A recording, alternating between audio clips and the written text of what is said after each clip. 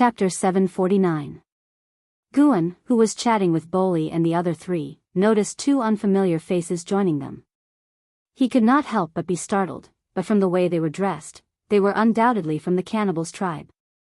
He couldn't help but say, "Boli, they." Boli grabbed his wrist and whispered, "The elders agreed. Bring us into the city first, and we'll tell you what happened later." Guan looked solemnly at the other three tribesmen. Seeing that they were nodding, he immediately calmed down and brought the 6 people with the horses to register. When it was their turn to register, Guan showed his token to the registration staff at the city gate and successfully registered them. Immortal Lord Crocodile's name was changed to Dinyo, while the others' names remained the same.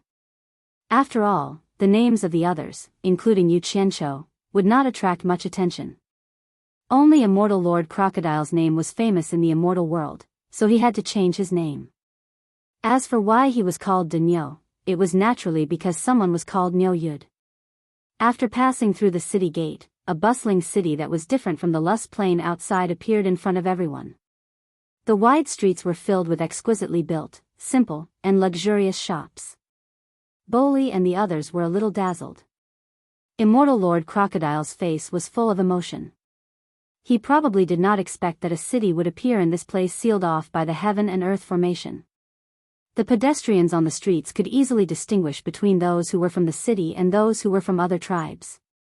First, there was the difference in clothing. The people in the city all wore cloth clothes, and few would wear things like animal skins. Second, there was the difference in their behavior. Those who walked on the streets and kept looking around, as if everything was new to them. Just like Yu Qianqiu, who had a head full of pigtails, one could tell at a glance that they were foreigners. Most of the people in the city who wore cloth clothes looked at the tribesmen with disdain. If not for the fact that the city lord needed these people to participate in the triennial fence meeting, they would have chased all these natives out of the city. Guan knew that his tribesmen rarely had the opportunity to enter, so he introduced the entire Lus plain in detail as he walked. Lus City's land area was not small, as could be seen from the more than 300,000 permanent residents within the city. However, tribal warriors like Guan, who had obtained residency rights, did the dirtiest and most tiring chores in the city, making up less than 1/20th of the city's population. This was equivalent to more than 10,000 warriors from various tribes serving the 300,000 locals in the city. The so-called city dwellers were actually the nobles and their family members who managed the various cities in the Holy East Land. Even if they did nothing every month, they could still receive 1 gold coin per head, which was equivalent to 100 silver coins. And tribal warriors like Guan, who had obtained residency rights, were similar to those who worked in the city. However, even if they worked themselves to death, they would only be able to earn 50 silver coins a month at most. Most of them would only earn around 20 silver coins a month. But relatively speaking, it was still much better than hunting in the tribe. However, due to the high cost of living in the city, the warriors of each tribe only had a few silver coins left after filling their stomachs. In fact, their lives were far from being as comfortable as they were in the tribe. As long as they could hunt enough prey in the tribe, their lives were still relatively comfortable. In short, their lives were much worse than when they were in the tribe. However, the tribesmen needed them to stay in the city, because salt could only be bought in the city. Usually, the tribesmen were not allowed to enter the city. Even if there was extra game to sell, they could only rely on the tribesmen who were struggling in the city to do it. Yu Qianqiu felt that the immortals' rule and management of the city and beyond were a little ridiculous. Because the entire continent was sealed by the heaven and earth Qingquan formation, ordinary people couldn't get their hands on salt. After all, people couldn't live without salt, and the immortals relied on salt to rule and manage the entire continent. These so-called city dwellers actually lived in a huge cage. From birth to death, almost no one could take a step out of the city. Only those who were restricted to farming outside the city walls and providing the city with fresh fruits and vegetables were allowed to enter and leave the walled city. However, they were only able to leave the city to work in the fields. Although there was only a wall between the city and the city, it was like 2 different worlds. The city dwellers thought that they lived a decent life, but in fact, they paid for their lifelong freedom.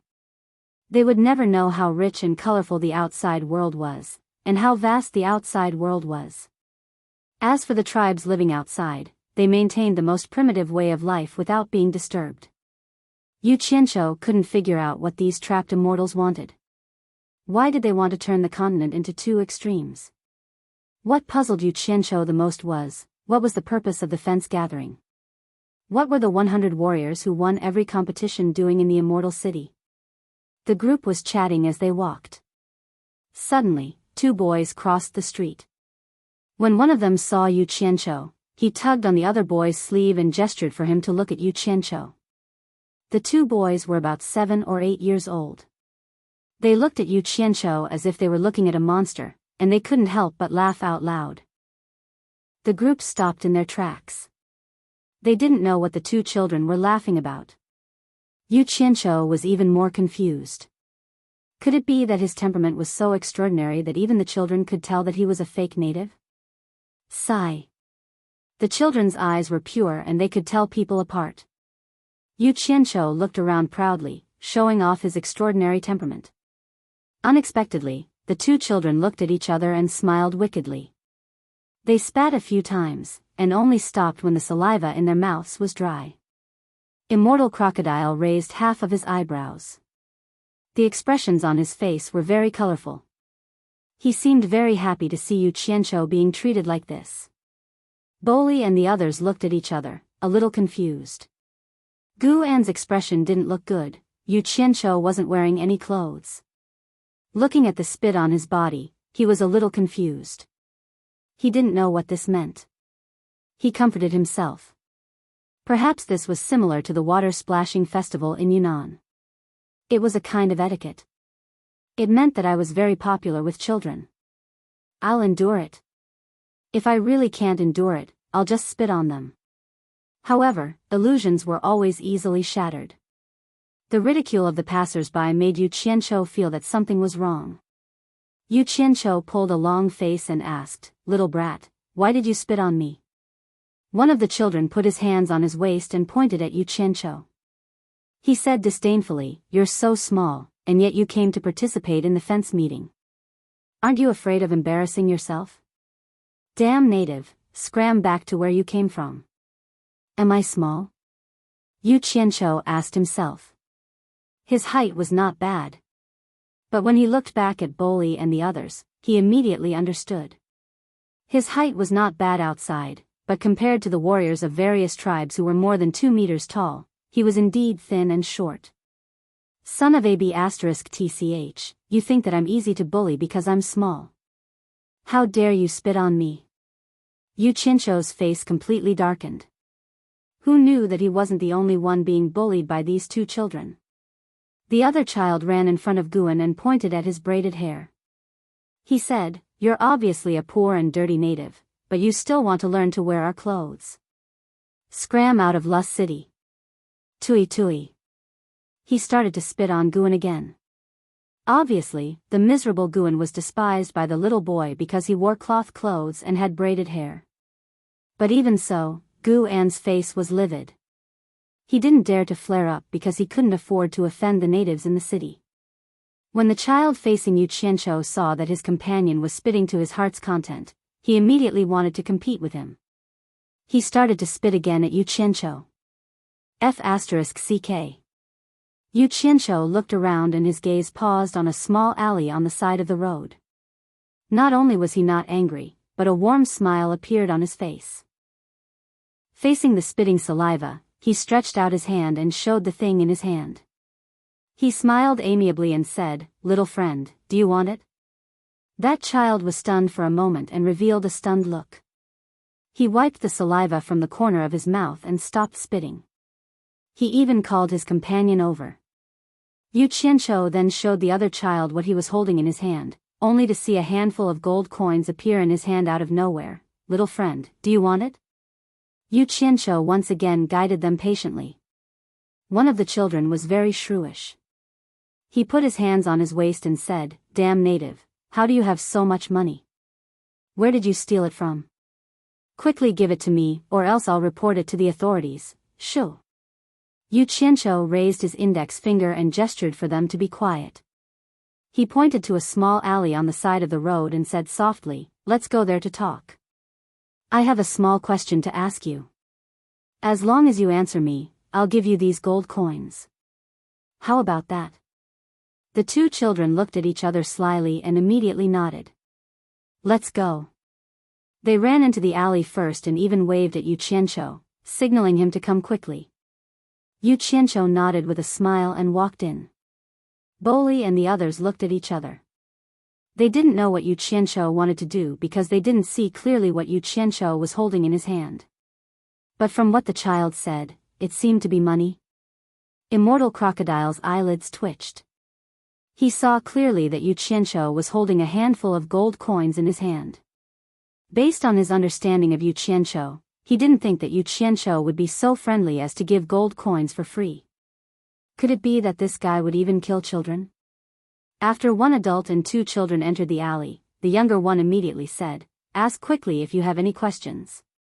Yu Qianqiu looked back at the occasional pedestrians on the street behind him and pointed inside. Go a little further in. If other adults see that you two children have so many gold coins, they might rob you. The two children agreed tacitly, thinking that Yu Qianqiu's words were very reasonable. They were obviously very familiar with the terrain here. They led Yu Qianqiu into a corner, and the child who spoke earlier said, "Ask here." Chapter 750. Yu Qianqiu looked around and found that it was a dead end with no one around. He raised his eyebrows and rubbed his chin. He stared at the two children and muttered, "I don't know which family these children belong to, but they are so uneducated. Since your parents treat you like treasures and don't want to educate you properly, then you should be prepared to make others unhappy and teach you a lesson. I won't stand on ceremony. I hope I can teach you a lesson in one go." He swung both of his arms and slapped out with both hands. Pa, pa. The two children, who hadn't reacted in time, blacked out and fainted on the ground. Half of their faces were swollen. Obviously, someone didn't go easy on them. Shame. The dignified torturer of the Phantom region was actually forced to kidnap children and use underhanded methods in the alley. It was really a shame. Yu Qianqiu stared at the two children who had fainted on the ground and shook his head. He coughed and walked out of the alley with a serious face. Boli and the others, who were waiting at the end of the street, craned their heads to look behind him, but didn't see the two children. Boli couldn't help but ask, "Where are those two despicable children?" Yu Qianqiu subconsciously dug his ears, then waved his hand disapprovingly and said, "Under my influence, they realized their mistakes and went home. Let's go. Don't worry about them, they are just ignorant children. There's no need to fuss over them." Immortal Crocodile felt a chill down his spine. What did he mean by no need to fuss over them? With his cultivation, he could clearly hear the sound of the two slaps. He had already guessed what Yu Qianqiu had done. The two children on the ground still hadn't moved. It's good that they know their mistakes. Boli sighed slightly, and they continued to move forward. Guan had lived in the city for a long time, so he naturally felt that something was wrong. He kept sneaking suspicious glances at Yu Qianqiu. However, the latter's face was calm and unperturbed, and he couldn't tell what had happened. Guan felt that he might be thinking too much. The tribesmen were simple and honest, unlike the people in the city who were cunning. Guan lived at the edge of the city. When Yu Qianqiu first arrived, he thought he was in the slums of India from his previous life. If there was a hint of curry in the air, it would be even more so. There were shacks everywhere, and it looked like a slum. The people going in and out were all from different tribes. Obviously, the local city dwellers would not live here. Because the cannibals were good at producing top warriors, the only cannibal representative left in Lust City was Guan. The ones before him were either stronger than Guan and directly passed the finals to the Immortal City, or they were even weaker than Guan and directly died in the fence meet. After tying up the horses outside Guan's shed, Boli and the others went in to take a look. Yu Qianqiu and Immortal Crocodile could imagine how big the space inside was. Even if everyone went in, it would be difficult for them to stand still, so they did not go in. Yu Qianqiu looked around and kept thinking about a problem. Where would everyone stay after coming here? Would everyone have to build a shed to live in during the fence rally? The answer was yes, because the people of the other tribes were building shacks. When Boli and the others came out, their faces were not very good. From the shabby conditions in the shacks, they could see how difficult Guan's life here was. They looked at Guan with admiration. It was precisely because of the sacrifices of generations of warriors here that the tribesmen could live a carefree life. As soon as they came out, they immediately untied the dried meat from the horses' backs and moved it into the shacks. To them, they could not imagine what kind of life a warrior, who mainly ate meat, would live here on a vegetarian diet. In their excitement, they wanted to leave the good things for Guan, but Guan firmly rejected them. His reason was that the tribesmen were going to participate in the fence meet and needed meat to replenish their strength. Yu Qianzhou saw them arguing over a few pieces of meat and could not stand it anymore, so he immediately came out to make the decision. Guan kept the dried meat, and from today onwards, he would pay for everyone's food expenses during the fence meet. He also made a generous decision that everyone would go and have a big meal now. This kind of extravagant behavior was too extravagant and wasteful for Guan, who had been working hard here. Fortunately, Boli and the others knew that he was rich. After Boli secretly told Guan about Yu Qianzhou's heroic deeds, Guan no longer insisted on his own opinion. He just looked at Yu Qianzhou in surprise and doubt. This was a warrior who had lost his memory, and he was very powerful. Not only did he save the entire tribe, but he also took the risk to participate in the fence meet in place of his tribesmen. He was also very rich. Yu Qianzhou looked at Guan and said with a smile, "Guan, you are more familiar with Lust City. Take us to the restaurant with the best food." This. Guan was a little hesitant. Although he had never been to the restaurant with the best food, he had heard others talk about it. However, he had heard that the food there was ridiculously expensive, and not something that ordinary people could afford. Could he really take out that much money? Yu Qianzhou observed his expression and knew what he was worried about. He waved his hand and said with a smile, "Just take us there, you don't have to worry about the money." Under his repeated insistence, Guan had no choice but to lead the group of people there in fear. At this time, Lust City was already shrouded in the twilight, and the streets that extended in all directions were brightly lit. Yu Qianzhou was surprised to find that the entire Lust City was actually illuminated by fluorescent stones. Once night fell, the streets would automatically be brightly lit without the need for lighting, which really saved a lot of trouble. The streets were filled with people, and many well-dressed locals had come out for a walk. It was much more lively than during the day.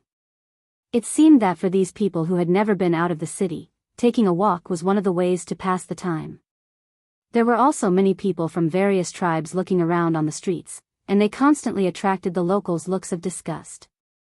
Yu Qianzhou and Immortal Lord Crocodile felt a little strange, for no other reason than that they were dressed too skimpily. It was fine when they were in the cannibals' tribe. After all, everyone was like that.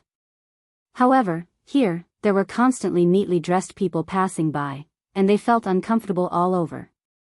This was especially so when they bumped into the hungry woman who passed by them. When they felt her gaze on them as if she wanted to eat them up, they felt goosebumps all over their bodies. Others could not care less, but for the two of them, they always felt out of place.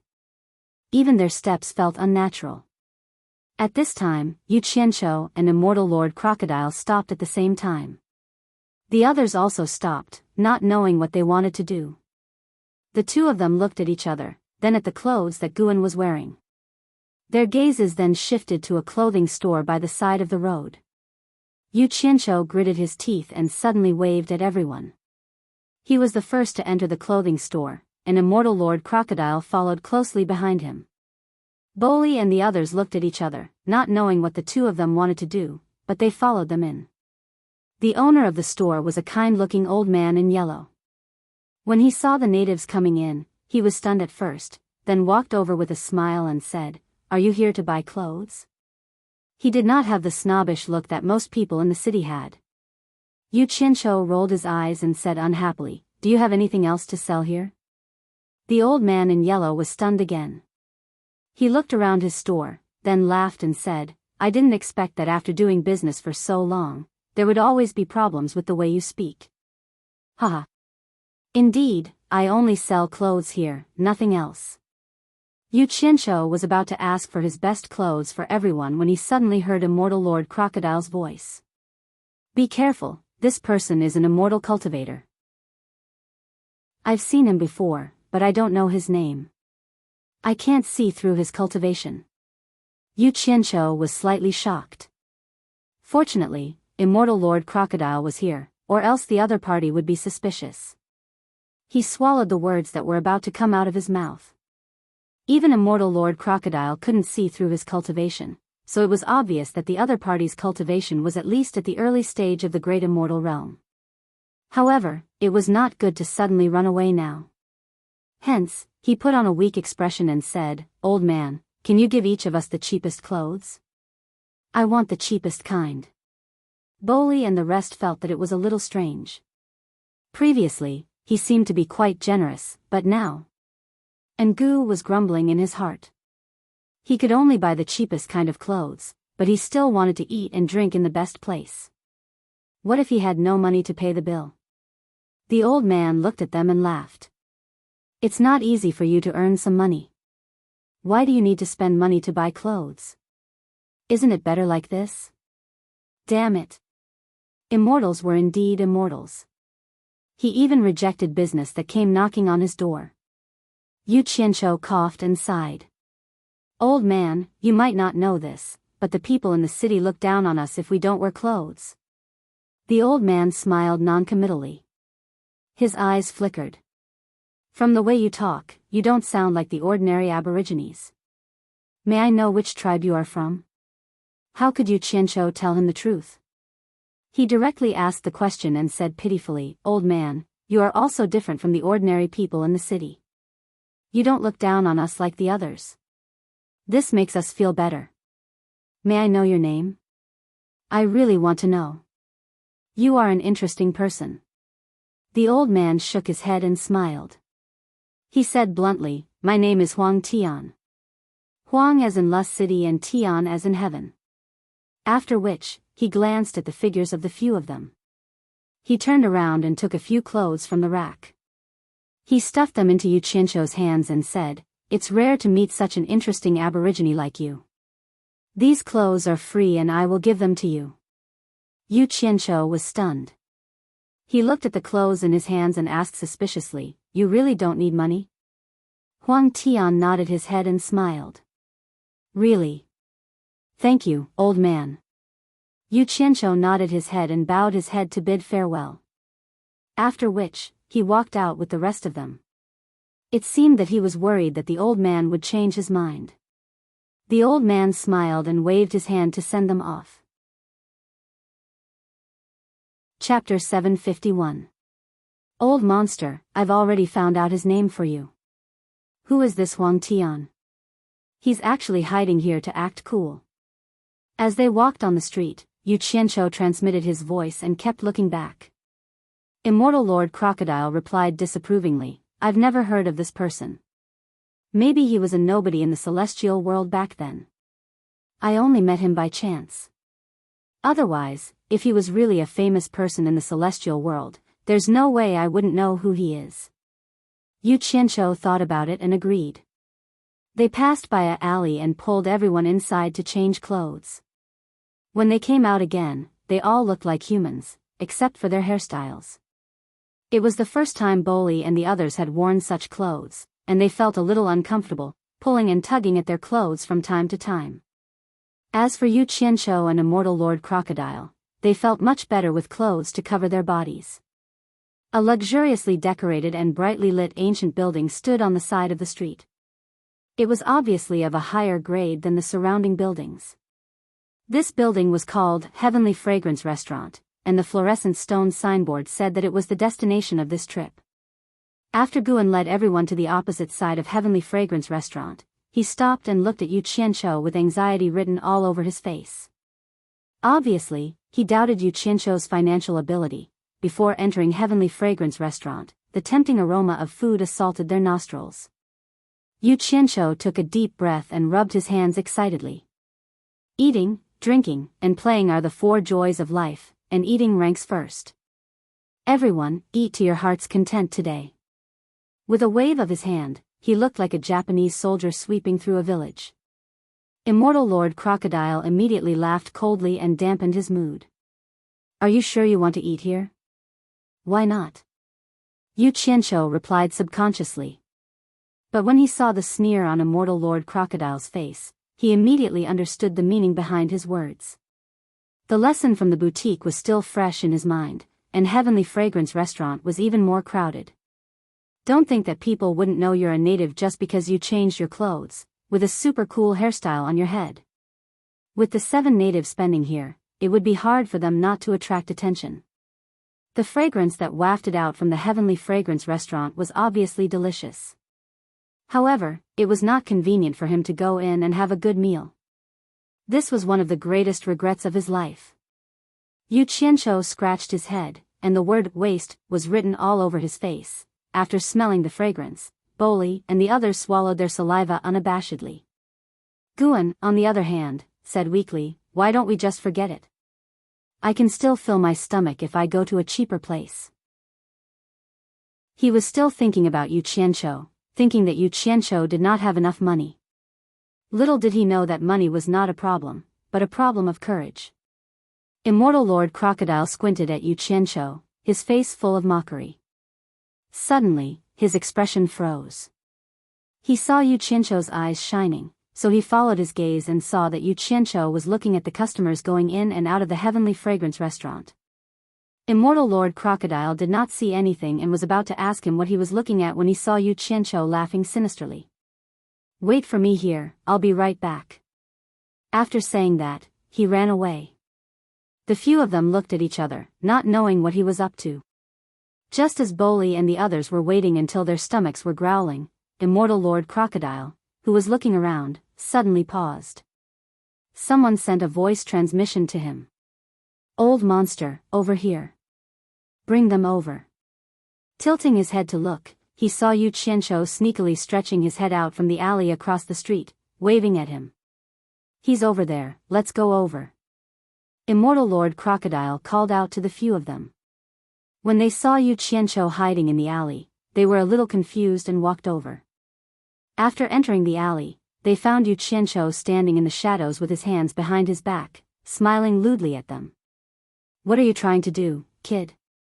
Immortal Lord Crocodile frowned. Yu Qianqiu cackled twice and took out his hands from behind his back. They saw that he was holding a few hats. He said proudly, it's very simple. How could it be a problem for me? Everyone, just put on your hats and keep your hair in. As he spoke, he handed out hats to everyone. The few of them held a hat in a daze. Boli and the others did not know why they had to wear hats. Immortal Lord Crocodile was simply impressed by Yu Qianqiu's appearance. It seemed that this guy had gone to get hats just now. They did not know if he had bought them or stolen them. The hat in his hand looked a little old from the looks of it. If you want to have a good meal at Heavenly Fragrance Restaurant, quickly put it on. As he spoke, Yu Qianqiu had already put on the hat. As he stuffed his braids, he asked Immortal Lord Crocodile, Dainu, help me see if I've stuffed it in. Why are you all in a daze? Quickly put it on. What are you waiting for? Don't you want to eat? Immortal Lord Crocodile knew the reason for wearing hats, but Gu An's face was full of fear. He thought of the terrible consequences of changing his appearance and eating without paying. Boli and the others could not figure out what eating had to do with wearing hats. However, under Yu Qianqiu's coercion, they put on the hats properly. TSK. This is a good idea. We can use it more in the future. Let's go and open up a path. Let's eat to our heart's content today. I have money. Yu Qianqiu waved his hand and swaggered out of the alley like a local tyrant. Immortal Lord Crocodile looked at the swaggering Yu Qianqiu and shook his head with a wry smile. He did not know whether to laugh or cry. He was completely convinced by this fellow. It was just eating. He would not starve to death even if he did not eat. Why did he have to put in so much effort? He was really unscrupulous to achieve his goals. The Heavenly Fragrant Restaurant was beautifully decorated and luxurious. The two ushers at the door led the 7 honored guests in a single file.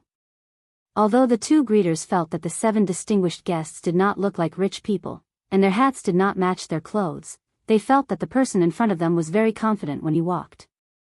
They did not dare to slight him and greeted him with a smile.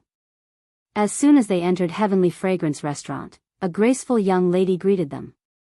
The high-end and elegant decorations were refreshing and could indeed shock the poor.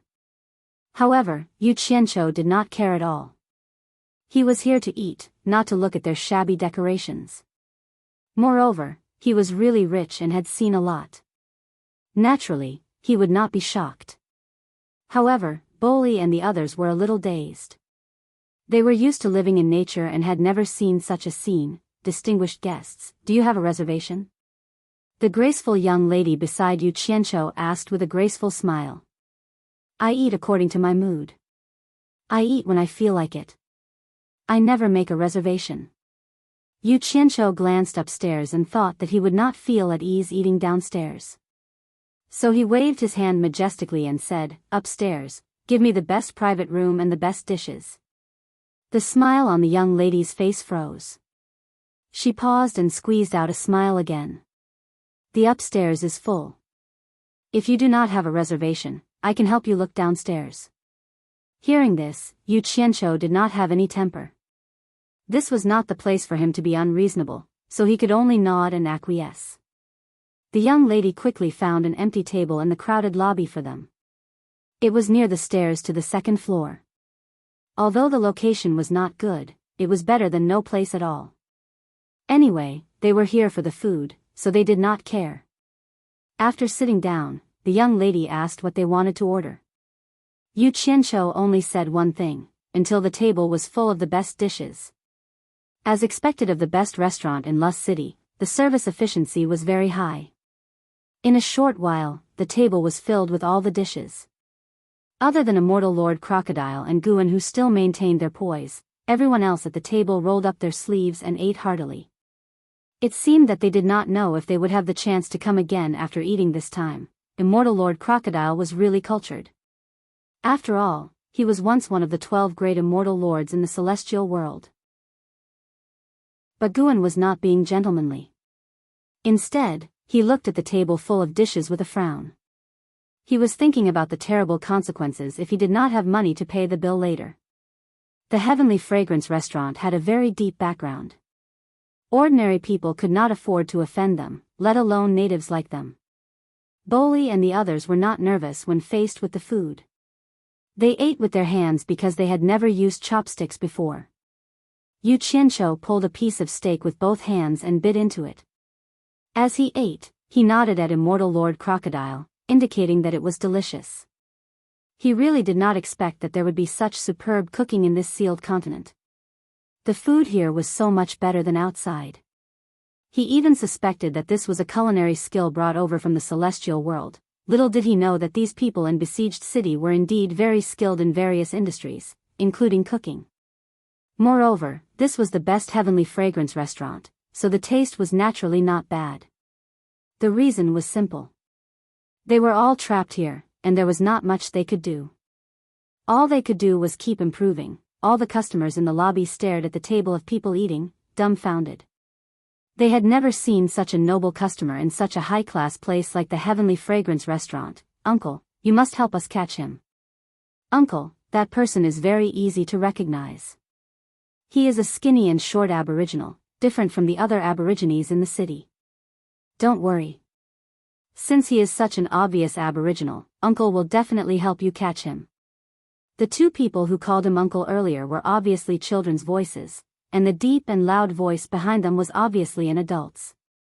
The sound of a group of people walking down the stairs came from upstairs. Yu Qianqiu and the others were at the table near the stairs, so they could clearly hear the voices of the people coming down. Yu Qianqiu, who was biting into his steak, suddenly felt that the voices of the 2 children were a little familiar. He could not help but look up.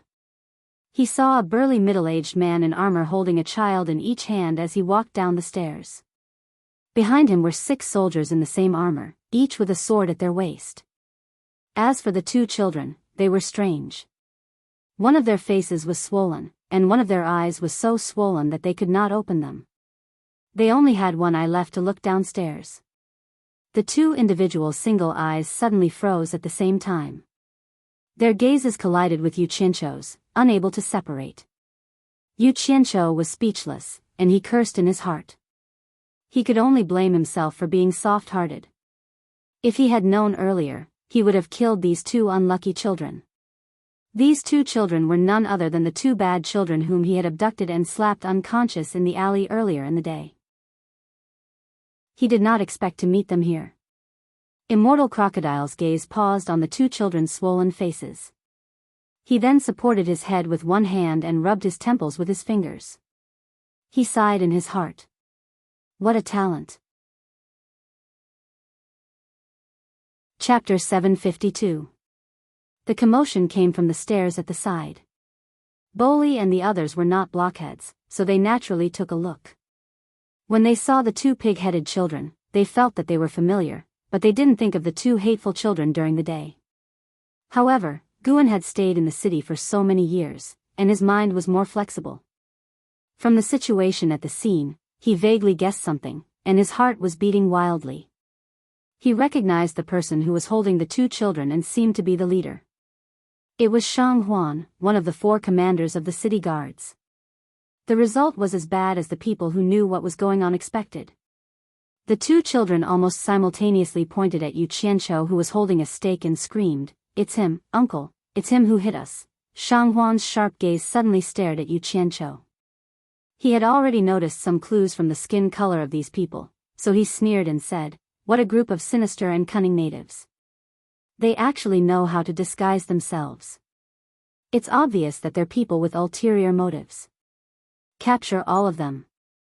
As soon as he gave the order, the 6 soldiers behind him immediately jumped down from the stairs and unsheathed their swords, surrounding the 7 natives in disguise. Such a situation immediately caused a commotion in the lobby of Heavenly Fragrance Restaurant. Bowley and the others were simple but not stupid. At this moment, they naturally realized that the two children were the two bad children during the day. Everyone at the table stood up. Except for Yu Qianqiu and Immortal Crocodile, everyone else had a terrified expression. Shang Huan slowly walked down from the stairs. The two children waved their fists beside him and shouted, "Beat them to death! Beat them to death!" The commotion in the lobby alerted the shopkeeper. A chubby middle-aged man quickly walked out from the back and asked in a deep voice from afar, "What's going on?" After seeing Shang Huan, he was slightly startled and frowned. "So it's Commander Shang. Could it be that our Heavenly Fragrance Restaurant didn't treat us well and provoked Commander Shang to make a move here?" From the tone of his voice, it was obvious that he was someone with a background. Shang Huan glanced at him and slowly walked to Yu Qianqiu, pulling off Yu Qianqiu's hat. The braids on his head immediately exposed Yu Qianqiu's identity as a native. Shang Huan casually threw away his hat and fiercely elbowed Yu Qianqiu's chest. Although a mere mortal commander had some skills, it was not enough to injure Yu Qianqiu. However, it was enough to make Yu Qianqiu furious, but he forced himself to hold it in. He even pretended to groan and stagger, holding the table behind him. At this time, Shang Huan turned to the fat shopkeeper and said, "Shopkeeper is worrying too much.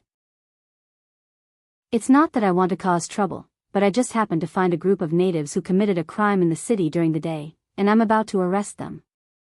As he spoke, he gave his subordinates a look, and the 6 subordinates quickly pulled off the hats of Bowley and the others. The 7 native braids were exposed, and the lobby was filled with an uproar. The fat shopkeeper was slightly startled. Obviously, he didn't expect that there would be natives disguising themselves and eating in Heavenly Fragrance Restaurant. He paused and said, "Commander Shang, I don't care who they are, but the rule of my Heavenly Fragrance Restaurant is that anyone who comes here is a guest. You hit my guests in my Heavenly Fragrance Restaurant, how can I put my face? Great Commander, I will go and apologize. I won't damage your Heavenly Fragrance Restaurant's face." Shang Huan said indifferently, then turned to Yu Qianqiu and the others and said, "For the sake of Heavenly Fragrance Restaurant, I don't want to use force on you here, but you'd better obediently go back with me. That way, you'll suffer less. If you dare to resist arrest, you'll have to bear the consequences."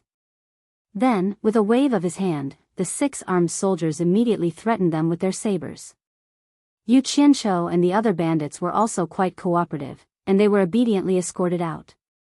As soon as they left Heavenly Fragrance Restaurant, under the bright night sky, there was a commotion in the crowd, and it immediately attracted passers-by to ask what happened. No matter what the 7 people had done, the locals in the city all looked at them with disdain, as if they couldn't wait to capture all the natives in the city. Meanwhile, the warriors of the various races had bitter expressions, and they more or less felt sorry for them. Boli and the others were terrified, not knowing what the consequences of this matter would be. Immortal Crocodile's face, on the other hand, was gloomy. If it weren't for Yu Qianqiu, with his noble status, he wouldn't have to be paraded in public. Looking at Yu Qianqiu, whose head was lowered with his braids covering his face, he found that he had the potential to become a criminal. He couldn't help but sneer at him through telepathy. Weren't you eating happily just now? Why are you so listless now? Cut the crap. You ate for free, so why are you still nagging? Yu Qianqiu immediately retorted. Immortal Crocodile was speechless, regretting that he shouldn't have picked up his chopsticks. Lust City's public security had always been good, and it was rare to see such a scene. It was a night that had lost its passion day after day, but suddenly because of the arrest of the 7 people, a large number of people pointed at them, as if they were watching a show. When they passed by a clothing store, the store's owner, Huang Tian, was also attracted by the commotion outside. He got up from the chair at the door, lifted his feet, and stood on the chair, watching from above the passers-by. When he saw that the 7 people who were arrested were Yu Qianqiu and the others, who he had given the clothes to, he couldn't help but be slightly stunned. What a coincidence! The 7 people were finally brought to the darkest corner in the west of the city, and there were no longer any spectators around. At the end of the road was a tall wall, and facing the intersection was an iron fence. The surroundings were quiet, and the atmosphere was somewhat oppressive. When the soldiers guarding the iron gate saw Shang Huan, they immediately saluted and opened the iron gate in the middle. Based on his experience, Yu Qianqiu judged that this should be Lust City's prison. Just as the crowd was about to enter the high wall, a soldier galloped over on horseback from behind, stopped in front of Shang Huan, and cupped his fists. Commander Shang, the city lord has summoned you. He orders you to see him immediately. Shang Huan was slightly surprised, and after a pause, he nodded solemnly. Then, he waved his hand at the soldiers and said, "Take them to the prison, and wait for me to come and interrogate them personally tomorrow." The group obeyed, and the soldiers jumped down to invite him onto the horse. Shang Huan jumped onto the horse, turned around, and galloped away. Immortal Lord Crocodile looked at Yu Qianqiu meaningfully, because just when Shang Huan turned around, he saw with his own eyes Yu Qianqiu cut his fingertip and flicked a small drop of blood onto Shang Huan's back. He didn't know what trick this guy was playing. As soon as the 7 people entered the wall, they were immediately taken to the dungeon. After passing through a dark and damp tunnel, they were all chased into a dark underground stone room. The iron gate behind them clanked, and even the dim light in the tunnel disappeared. Now, they really couldn't see their own fingers in front of them. The underground stone room had a moldy smell, and they didn't know how long it had been since someone had been locked up. Boli and the others couldn't see their surroundings clearly, and squeezed together in fear. They wanted to cry, but no tears came out. They had never experienced what it was like to be in prison. "Are you satisfied now?" Immortal Lord Crocodile's voice echoed in the stone room. "Of course. Guan's place is too small, and I was worried about not having a place to stay at night. Sigh. I can eat and sleep for free, and live a good life." Yu Qianqiu chuckled. Although the stone room was dark, with their cultivation, they had no problem seeing each other clearly within a short distance. His teasing laughter made Boli and the others, who had been trembling with fear, relax a little. Boli blankly looked around in the darkness and asked, "Yu Qianqiu, you hit. Can we still go out? Won't it implicate our people?" "Don't worry. It's okay, we'll be fine, and they'll let us go." Yu Qianqiu comforted him. These words made Boli and the others feel more at ease, but Guan's face was bitter. He knew that it wouldn't be that simple. The stone room was empty, and the ground was damp. There wasn't even a place to sit. The others didn't see it, but Immortal Lord Crocodile did. Yu Qianqiu took out a large pile of dried straw and laid it on the ground. He then lay down and said to Boli and the others, who didn't dare to move, with a smile, "Boli, don't be nervous. Just walk forward, there's a place for you to sit." Boli and the others had also heard the sound of him tossing the straw. They walked forward slowly, and when their feet touched the straw, they slowly squatted down and tried to feel it with their hands before sitting down. Once they sat down firmly, they felt more at ease. Immortal Lord Crocodile was stunned and speechless for a while. He then walked to Yu Qianqiu and sat down beside him. He transmitted his voice suspiciously. "You brat, you still have straw with you?" He couldn't believe that someone would actually have straw in their storage bag. It was simply unimaginable. "You don't understand. This is called being prepared." Yu Qianqiu rested his head on his arms and crossed his legs, looking relaxed. In fact, these straws were casually gathered from the farmland in Utopia. "What are you trying to do, brat?" Immortal Lord Crocodile asked.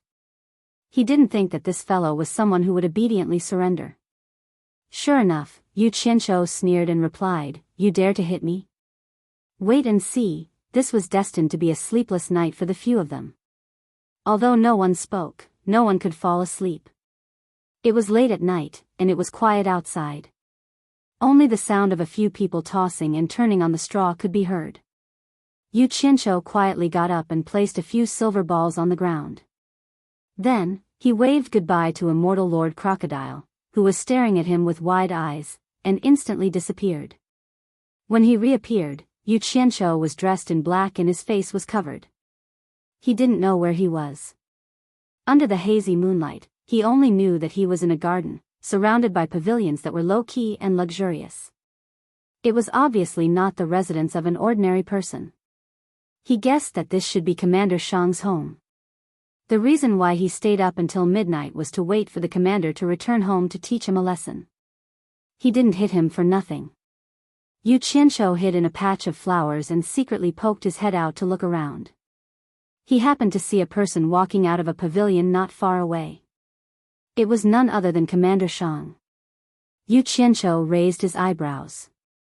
Without saying a word, a flying sword shot out with a whoosh. Shang Huan saw a cold light, and before he could react, his head was separated from his body. The remaining body and the flying head fell to the ground at the same time. "Who is it?" A loud shout came from the pavilion. Yu Qianqiu's vision blurred, and a figure suddenly appeared in front of him. Yu Qianqiu, who was about to slip away, was slightly shocked when he saw who it was. This person was none other than the clothing store owner, Huang Tian, who had given him clothes for free on the streets previously. Chapter 753. It's you. Huang Tian slowly raised a black cloth in his hand and sneered, "I've always felt there was something wrong with a native like you. So you're a cultivator. Damn. He can recognize me even with my face covered?" Yu Qianqiu felt the black cloth in his hand was familiar. He subconsciously touched his face and found that the black cloth covering his face was gone. He immediately sucked in a breath of cold air. The black cloth in the opponent's hand was clearly his mask. He didn't even know when the opponent took it away. If the opponent wanted to kill him just now, Yu Qianqiu immediately broke out in a cold sweat. He didn't dare to think any further. He knew his actions today were too rash. The cultivators of the celestial world had an undeserved reputation. They weren't people he could deal with. With this scare, he completely calmed down. His experience of 2 lifetimes of being fearless in the face of danger came into play at this crucial moment. He wasn't in a hurry to leave now. Since the opponent didn't kill him just now, if he was in the opponent's shoes, he would definitely want to know the assassin's background, so his life wasn't in danger for now. Also, since he had already revealed his face, if he ran away, he wouldn't be able to establish himself in Lust Soil City. Then all his efforts would be wasted. "Huang Tian, aren't you selling clothes? Why are you here?" Yu Qianqiu asked in shock. Just as he finished speaking, there were already many footsteps running over, clearly attracted by the commotion here. Huang Tian's gaze flickered as he stared at Yu Qianqiu. He suddenly shouted, "All of you, back down." His voice shook the surroundings. People immediately replied, "Yes, City Lord." The dense footsteps retreated. "City Lord?" Yu Qianqiu's pupils shrank and his gaze turned cold. "Your lust soil City Lord?" Although it was an unintentional question, it was no different from asking the obvious. Huang Tian glanced at Shang Huan's corpse on the ground and let go of the black cloth in his hand.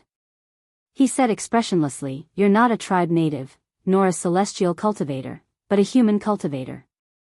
Just who are you?" Yu Qianqiu immediately gave him a thumbs up. "City Lord Huang has good eyesight." "That's right, I'm a human cultivator." Huang Tian narrowed his eyes and said in a deep voice, "Human cultivators? There is no place for cultivators in the mortal world on this continent.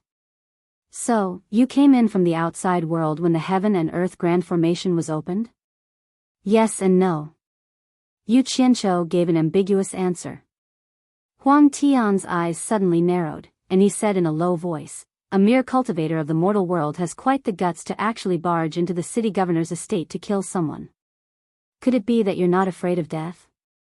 This is the city lord's mansion." Yu Qianqiu looked around and felt a little depressed. He had purposely waited until late at night because he wanted to wait for Shang Huan to return home so that he could make his move. He didn't expect Shang Huan to stay until now. His judgment was wrong. "If I knew this was the city lord's mansion, I wouldn't have come." Yu Qianqiu shook his head and smiled bitterly. Huang Tian snorted coldly and didn't ask why he killed Shang Huan. He waved his sleeve, and the ground under his feet surged like waves. A few huge mud palms suddenly stretched out of the ground and hugged Shang Huan's body, swallowing it into the ground. Then, the ground returned to normal, and not even a trace of blood could be seen. What kind of spell was this? Yu Qianqiu was stunned. Huang Tian turned to leave, and as he walked, he said, "Follow me, don't think about escaping, or else you'll end up like Shang Huan's body." Yu Qianqiu consciously nodded and followed Huang Tian. When he passed by the place where Shang Huan was buried, it still felt a little surreal. He couldn't help but step on the ground to make sure it was solid. Huang Tian, who was walking in front, couldn't help but twitch.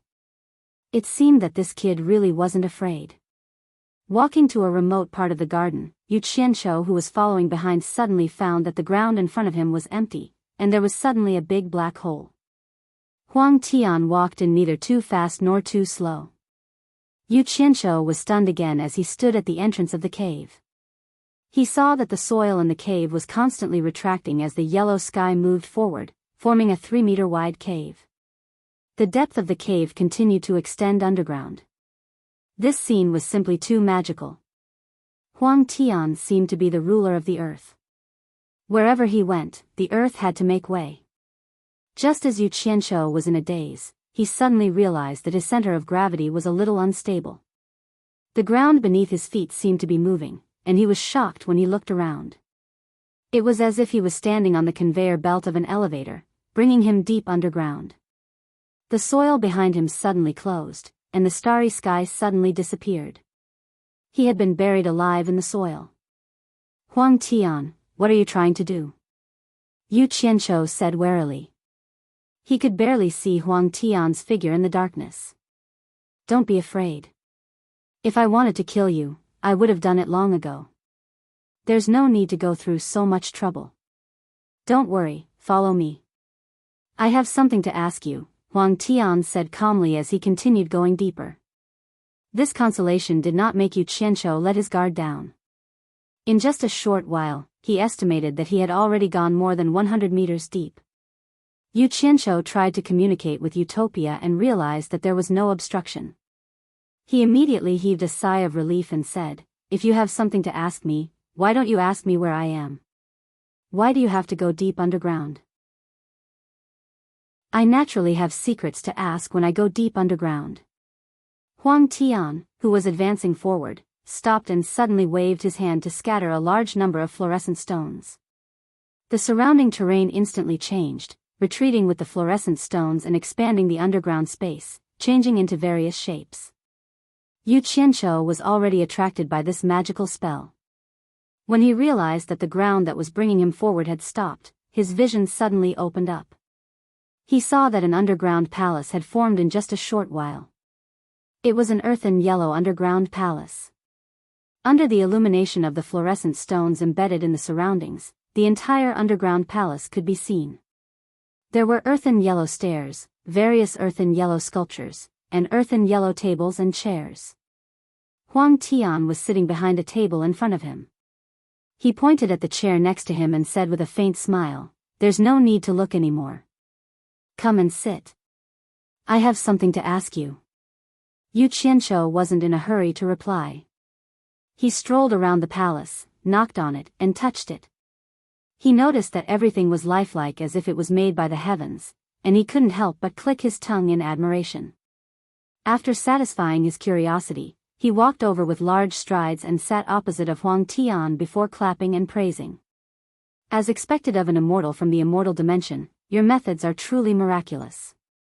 Huang Tian smiled and said, "It's just a small trick. It's just that you haven't seen it before. It's just that I'm proficient in the earth elemental arts. There's nothing magical about it."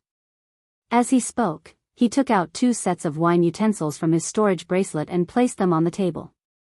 2 earthen yellow hands immediately stretched out from the table. If it wasn't for the difference in color, their lifelike appearance could be passed off as genuine. One of the 2 hands took out a cup and the other a pot and moved in front of Yu Qianqiu to pour wine. After filling up the wine cup was placed in front of Yu Qianqiu. The 2 earthen yellow hands disappeared into the table. The wine utensils in front of Huang Tian were the same. Chapter 754. Yu Qianqiu stared at the wine cup in front of him in a daze. Huang Tian smiled faintly, thinking that Yu Qianqiu had been intimidated by his earth control technique. Little did he know that Yu Qianqiu's little heart was trembling when he heard the words, "earth element." In a split second, a deep night sky star map became incomparably clear in his mind, and his heart surged in an instant. Although it's not the wine of the immortal world, it's still a fine wine of the mortal world. There's no poison in it, so try it. Huang Tian's words pulled Yu Qianqiu back from his daze. Yu Qianqiu's eyebrows moved slightly, and a trace of disdain flashed through his eyes. He picked up the wine cup without hesitation and drained it in one gulp. So what if there was poison in it? Yu Qianqiu didn't believe that it could be more poisonous than the soul-dispelling smoke. He wasn't even afraid of the soul-dispelling smoke, so why would he be afraid of a small cup of poisoned wine? Good wine. Yu Qianqiu smacked his lips and praised. Just as he put down the wine cup, he saw a hand reach out from the table and help him fill up the wine. Then, the hand disappeared from the table again. Yu Qianqiu resisted the urge to grab that hand and touch it. He looked around and asked curiously, "The underground palace is all earthy yellow. Is it because of the soil?" "That's right." Huang Tian stroked his beard and smiled. "When I was sent here to take care of affairs, I was tempted to build Yellow Soil City because I saw the large yellow soil plains here." Yu Qianqiu's heart stirred and he asked again, "City Lord Huang is proficient in the earth element technique, but you're interested in this place. Is there some difference between yellow soil and normal soil?" Huang Tian nodded and smiled. "It's rare to see people care about this." "That's right. For those who cultivated the earth manipulation technique, although they could control any kind of soil, for beginners, yellow soil was the easiest soil for them to learn and familiarize themselves with. For example, black soil and red soil were much weaker in terms of affinity. Also, yellow soil is more powerful for those who cultivate the earth control technique. The rarest thing is that the yellow soil here is very pure, with almost no other types of mixed soil. Coupled with the existence of such a large area, I was tempted to build a city." Yu Qianqiu had a thoughtful expression on his face. He vaguely remembered that he had read about the 5 elements in a book in his previous life. Metal, wood, water, fire, and earth each represented the 5 directions of west, east, north, south, and central, and each corresponded to the 5 colors of white, green, black, red, and yellow. He had already practiced the 3 magic arts of metal, water, and fire. It was precisely by relying on the understanding of the north, west, and south star maps that he comprehended at the same time that he simultaneously practiced these 3 magic arts. His body also produced 3 crystals of white, black, and red, which were astonishingly consistent with the records of the 5 elements in the books of his previous life. In that case, he was certain that he was still lacking the cyanwood element of the Eastern Star Chart and the yellow earth element of the Western Star Chart. Now, coupled with what Huang Tian had said about the yellow soil being beneficial for cultivating the earth control technique, didn't that mean that the best time for him to cultivate the earth formula had arrived, in this yellow soil plain? Thinking back to the night sky star map that had suddenly flashed in his mind, Yu Qianzhou couldn't help but become excited. The 5 star maps had already been deeply imprinted in his mind. There was no mistake. The star map that had involuntarily flashed in his mind was the Eastern Star Map, the position of the Earth Formula Star Map. His previous cultivation experience of the 3 5 elements magic arts told him that the 5 elements magic arts couldn't be forced. Every time he was attracted by the same element, the corresponding star map would automatically flash in his mind. At the same time, this also meant that the opportunity to cultivate the 5 elements magic arts had arrived. How could he not be excited? He deeply felt that even if he didn't find the purple fire in the Eastern Holy Land, it wouldn't be a wasted trip. If he hadn't deduced wrongly, once he successfully cultivated the Earth formula, his cultivation would break through to the soul formation stage. Seeing that he hadn't come back to his senses after a while, Huang Tian asked suspiciously, "Could it be that you're also interested in cultivating the Earth control technique?" He. That's not it. I just suspect that City Lord Huang's surname is Huang, so that's why I like the yellow soil. Yu Qianzhou casually said. This kind of nonsense was something he could easily come up with. What kind of logic was this? Huang Tian was stunned. He smiled and said, "It's true that my surname is Huang, but I still don't know little brother's surname and name. My name is Yu Qianzhou." After Yu Qianzhou returned to his senses, he asked, "I wonder what secret City Lord Huang wants to ask me by bringing me underground? It can't be that you only want to ask my name, right?" Huang Tian stared at Yu Qianzhou with a smile for a while before he slowly said, "Although I don't know why I can't see through your cultivation, judging from your reaction when I attacked earlier. If I'm not wrong, your cultivation shouldn't be at the soul formation stage. Am I right?" Huang Tian smiled and looked at Yu Qianzhou for a while before he slowly said, "Although I don't know why I can't see through your cultivation, but judging from your reaction when I attacked. If I'm not wrong, your cultivation shouldn't be at the soul formation stage. Am I right?" Huang Tian nodded. "I've guarded this place for many years, so I know a little more than others.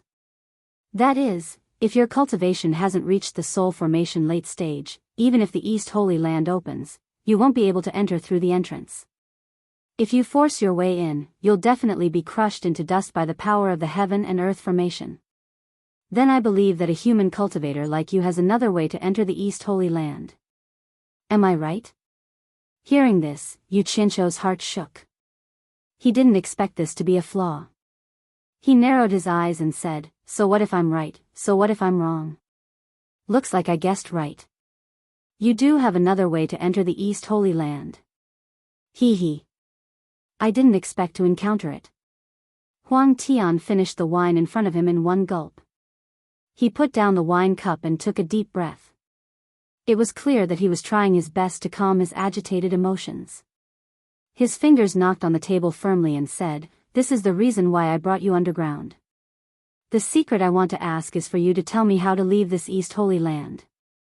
Yu Qianzhou looked around and said with a cold smile, "If I don't tell you, are you going to imprison me here? You can understand it that way." Huang Tian said indifferently, "But this isn't the most important reason. I'm afraid that the walls have ears outside. How can such an important secret fall into the ears of others? Could it be that you want to keep this secret to yourself?" Yu Qianzhou put on a fake smile and said, Don't you want to tell this secret to the immortal monarchs of the East and West palaces? Wouldn't that be a great merit? A great merit? Haha. Huang Tian laughed loudly. No one knew what he was laughing about, but there was some bitterness hidden in his laughter. After laughing, he shook his head and said, "This isn't something you should be concerned about. You just need to tell me the secret." Yu Qianzhou said with an, "Oh, why do I feel that once I tell the secret, it will be my death day?" Because you don't want a second person to know this secret. Do you have a choice? Huang Tian said indifferently. I don't have a choice, but what I want to tell you is that there is actually no secret because I don't know how I got in here. Yu Qianzhou sneered and said, "Are you satisfied with this answer?" Huang Tian's expression turned cold. He stood up and said, "Yu Qianzhou, don't refuse a toast only to drink a forfeit." Yu Qianzhou also stood up slowly and said, "Either way, I will die if I don't tell you. If I don't tell you, I might live a little longer. You can do whatever you want." The reason why he was so stubborn was that he was prepared to leave at any moment. After all, the other party would not kill him before the secret was revealed. Unexpectedly, Huang Tian snorted coldly and raised his hand to form a claw above the table. In the blink of an eye, a ball of earth appeared on the table, and a wisp of golden fog was injected from his palm. After doing all this, Huang Tian turned around with his hands behind his back. As he walked, he said, "It seems like you still need some time to think about it. Once you've figured out how to break the ball of earth on the table, I'll be happy to listen to your secret. But remember, my patience is limited. Don't make me use extreme measures to force you. Don't think about escaping. This place is more than enough to trap you." A hole appeared in the wall in front of him. As he walked out, the wall quickly healed seamlessly. Yu Qianzhou was stunned. He thought that the other party was going to torture him, but he did not expect him to be so gentle. Did he really think that he couldn't escape from this underground palace? He contacted Utopia again and realized that it was still unobstructed. He immediately relaxed. He thought to himself that Huang Tian was underestimating him too much. He looked around and walked to the spot where Huang Tian had disappeared. He waved his hand and slapped the wall heavily. The impact caused his arm to feel a little numb, but it did not leave a single mark. The wall was actually as hard as iron. He then took out the green fire flying sword to test it out. In the end, it easily stabbed in with a heft. It was not as hard as he had imagined. However, the moment the flying sword was pulled out, the wall seemed to be alive. It was soft and hard, and it quickly recovered to its original state. Yu Qianzhou faced the wall speechlessly. It was easy to stab the sword in, but with his cultivation, if he were to fall in, he would probably be crushed to death by the immense pressure from the surroundings. It was no wonder that Huang Tian thought that he could not escape. Tisk! Yu Qianzhou waved his hand in disdain and put away the green fire flying sword. He casually threw a small silver ball to the corner and disappeared from the underground palace. On the surface, after Huang Tian came out, he slowly walked to the pavilion in the garden. He stood with his hands behind his back as if he was waiting for something. Not long after, a stream of light suddenly shot over from the horizon. A black-clothed man appeared in the garden. When he saw Huang Tian in the pavilion, he immediately bowed and said, "Greetings, City Lord Huang." Huang Tian laughed out loud and cupped his hands. "Brother Yufeng is an envoy of the Celestial City. How can you greet a small border official like me? I have already prepared good wine and delicacies for you. Please." "I dare not." The black-clothed man said politely and walked side by side with Huang Tian to the brightly lit pavilion. If Yu Qianzhou saw this scene, he would know that it was not that Huang Tian was gentle and did not torture him, but that he had something to do and did not have time to tangle with him for the time being. In the dungeon west of the city, Yu Qianzhou appeared again. The moment Immortal Lord Crocodile saw him, he immediately transmitted his voice. "Where did you go, kid?" Yu Qianzhou glanced at Boli and the others who were still tossing and turning on the pile of hay and transmitted his voice. "I've already killed that bastard Shang Huan, but who would have thought that I would run into Lust City's city lord? Do you know who he is? It's that old man Huang Tian who gave us clothes for free. I almost suffered a great loss at his hands. You escaped from him? Immortal Lord Crocodile looked at Yu Qianzhou in shock. Nonsense. If I didn't escape, would I still be here talking to you? Yu Qianzhou said impatiently, I came to tell you the truth. I have something to do and will be leaving for a period of time. I don't know when I'll be back, but it won't take too long. You guys can stay here for a while. This is for them to eat and drink. It should be enough until I return. A storage bag was thrown to Immortal Lord Crocodile. Chapter 755. What did he mean by uncertain return date? What did he mean by temporarily suffering here? Immortal Crocodile was a little dumbfounded. Before he could say anything, Yu Qianzhou had already disappeared. He quickly checked the contents of the storage bag, only to find that the contents were enough for Boli and the rest to eat for more than a month. Looking at the pitch-black prison, he suddenly felt his scalp go numb. This kid wouldn't let us stay here for a month, would he? The night breeze was cool, and there was no one on the lush plain. Occasionally, a few mice would jump around under the hazy moonlight.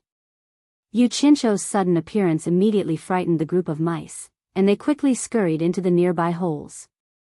After carefully observing his surroundings, Yu Qianzhou's body leaped into the air lightly and landed in a ditch tens of meters behind him. When he had passed by this place on horseback, he had thrown a small silver ball here just in case. He did not expect it to really come in handy. However, the surrounding terrain was too open, and the ditch was only a few meters deep. He did not know how long he would be staying here. He could not possibly just sit here and cultivate, right? It was still barely passable at night, but if it was during the day, he would be easily discovered by passers-by. His eyes suddenly landed on a mouse that happened to pop its head out of a hole to take a look. His eyes immediately lit up, and he scurried back and forth in the ditch that was hundreds of meters long before he found a side wall that had caved in. With a flick of his sleeves, 6 black flame-flying swords flashed out and formed a drill that rapidly drilled into the ground, causing dust to rise. For safety reasons, he dug a tunnel that was more than 30 meters deep into the ground. Most of the crushed soil was sent into Utopia, and the rest was used to seal the entrance of the hole.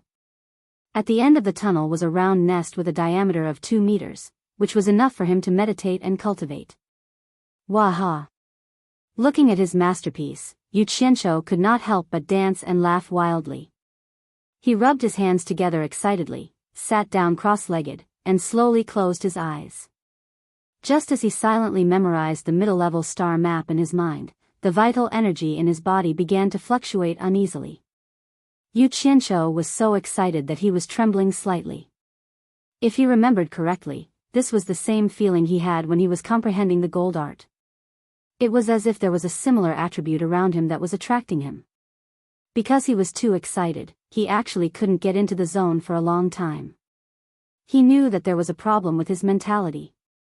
If he continued like this, he didn't know when he would be able to comprehend the cultivation method from the complicated star chart. This was a very complicated project, so he had to adjust his mentality. He immediately steadied his breathing and cleared away the excitement in his mind bit by bit. After a long time, the distracting thoughts in his mind were gradually discarded, and his mind entered a state of selflessness. The expression on his face relaxed, and he became expressionless. In his closed eyes, there was only the pitch-black night sky full of twinkling stars, as if they were guiding him to find the secrets hidden within the endless stars. Amidst the tranquility and emptiness of his thoughts, the middle-ranked star map that he had memorized by heart began to flip through the pages every night. In the vast starry sky, there were fixed constellations in the sky every night, as well as stars that were constantly changing positions. In the instant that the star map alternated every night, his entire body entered a wonderful state. It was as if there was nothing in the world, and there was nothing in his heart. There was only himself, the sun, the moon, and the stars, and he was swimming in the sea of stars. The trajectories of the stars' changes gradually became clear in his mind, and his brain quickly calculated the changes of every star on the middle-level star map. With such complicated changes of the stars, if he didn't enter a state of selflessness and abandon all distracting thoughts, how could he experience the changes of every star? His mind was dead silent. When the star map overlapped each other every night, the trajectories of the stars' changes gradually became traceable.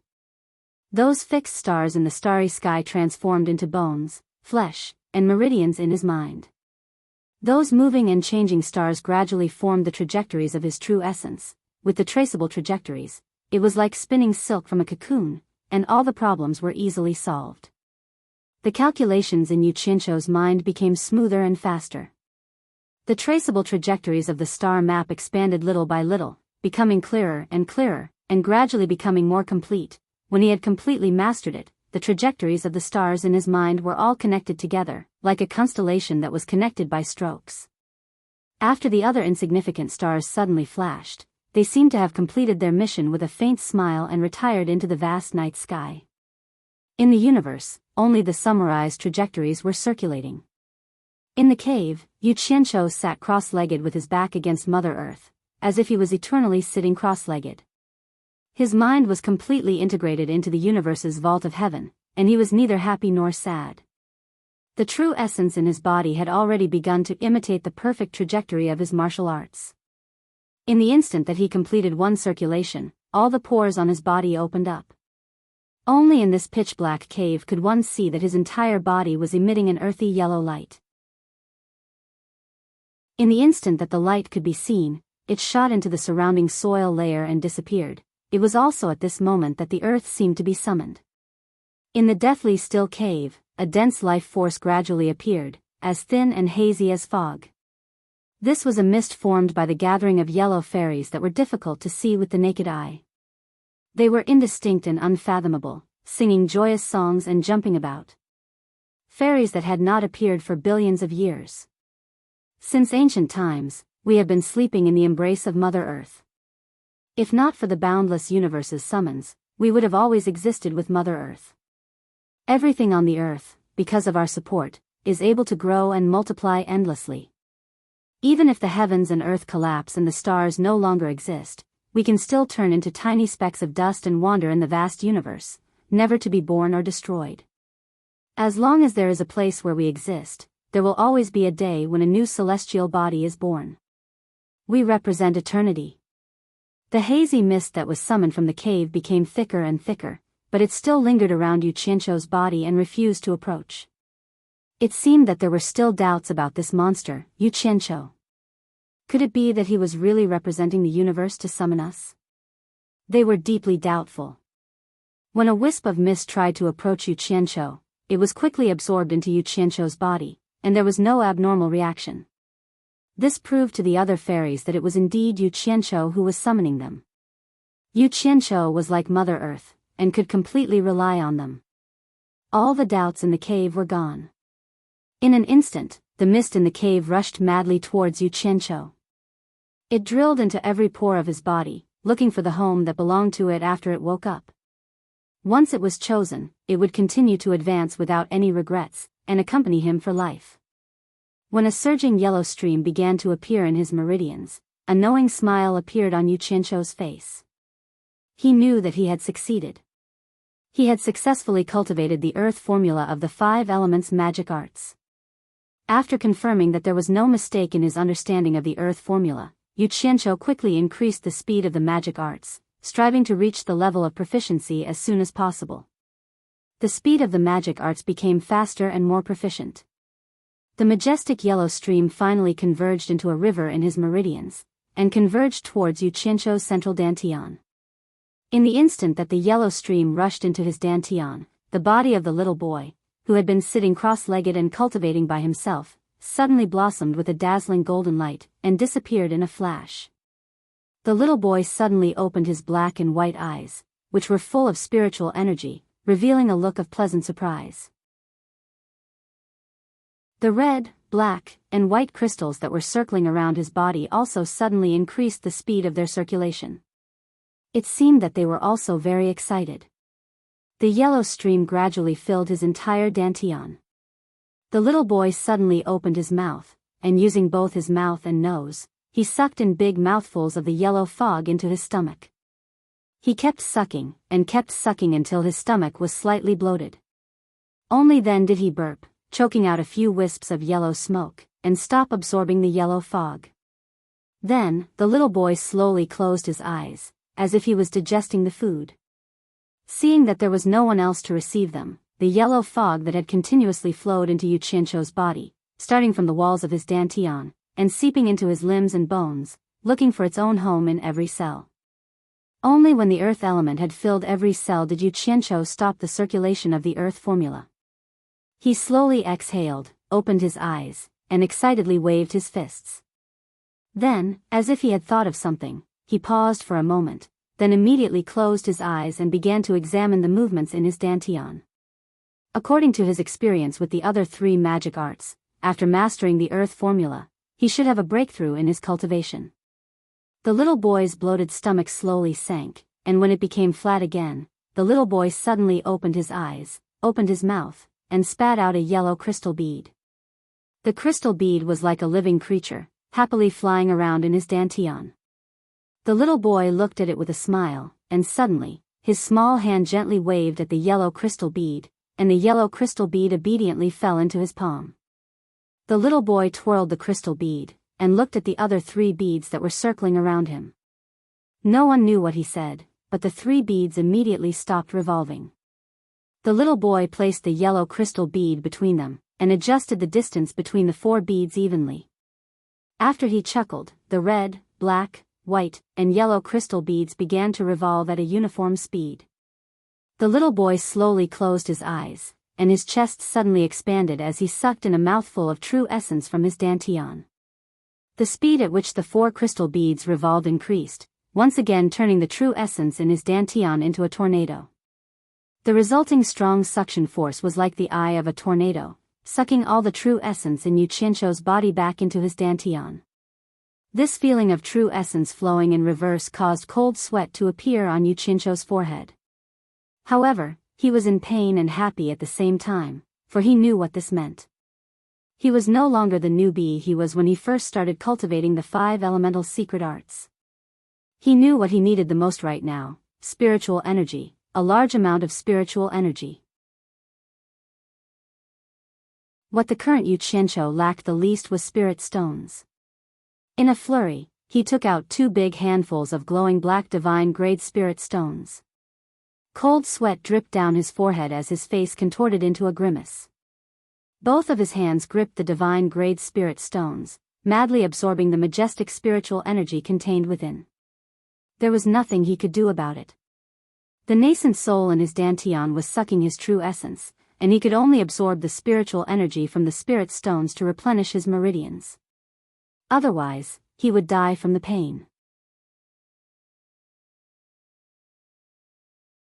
Chapter 756. No matter how the ruler treated the people, Baiwan was at least a country without foreign aggression. The people's lives were not too difficult. The reason for this was that ancestor Wen Lanfeng was behind it, so no one dared to attack Baiwan for the time being. Of course, ordinary people didn't know who Wen Lanfeng was. Only a few high-ranking officials of Baiwan nation knew who he was. However, because of the death of Baiwan's emperor, the whole country seemed to be in deep mourning, with white mourning everywhere. Although the emperor had passed away, the country still needed a successor. Thus, Crown Prince Wen Hao naturally inherited the throne and became the new emperor of Baiwan. Outside the filial bedchamber, white banners covered the sky and the earth, and mournful wails could be heard everywhere. The coffin of the late emperor was in the center of the palace. The new emperor, Wen Hao, and his mother knelt on 3 soft cushions below. The last one was empty, and no one knew who it was for. Behind him was a group of the late emperor's concubines, each of them wearing mourning clothes and weeping. Whether or not they really missed the late emperor, their grief was real. With the late emperor gone, they, who often competed with the empress for favor, might not have a good life in the future. The day of the new emperor's reckoning was not far away. The eyes of the former empress, now the empress dowager, were red and swollen. She glanced at the empty cushion to the left of the emperor from time to time, unable to hide the anger in her expression. In addition, she had knelt for so long that she was about to fall. Emperor Wenhao reacted quickly and supported her. He asked anxiously, "Mother, are you tired?" The eunuch of the Department of Rites did not dare to be negligent and hurried over to help. "The Empress Dowager is not feeling well. Your servant will help her to rest for a while." The Empress Dowager stubbornly pushed the two away and stared at the empty cushion on the left. She said angrily, "Where is Qing, on this mourning day for her father? Does she still not change her playful nature?" The emperor immediately gave the eunuch a look. The eunuch understood that the new emperor was protecting his sister and did not want the Empress Dowager to hurt her health. He said with a sorrowful face, "Due to the death of the late emperor, the princess is too sad and hurt her body. It is inconvenient for her to kneel for a long time, so she is staying in the green scent palace to observe mourning. She is not as playful as you think."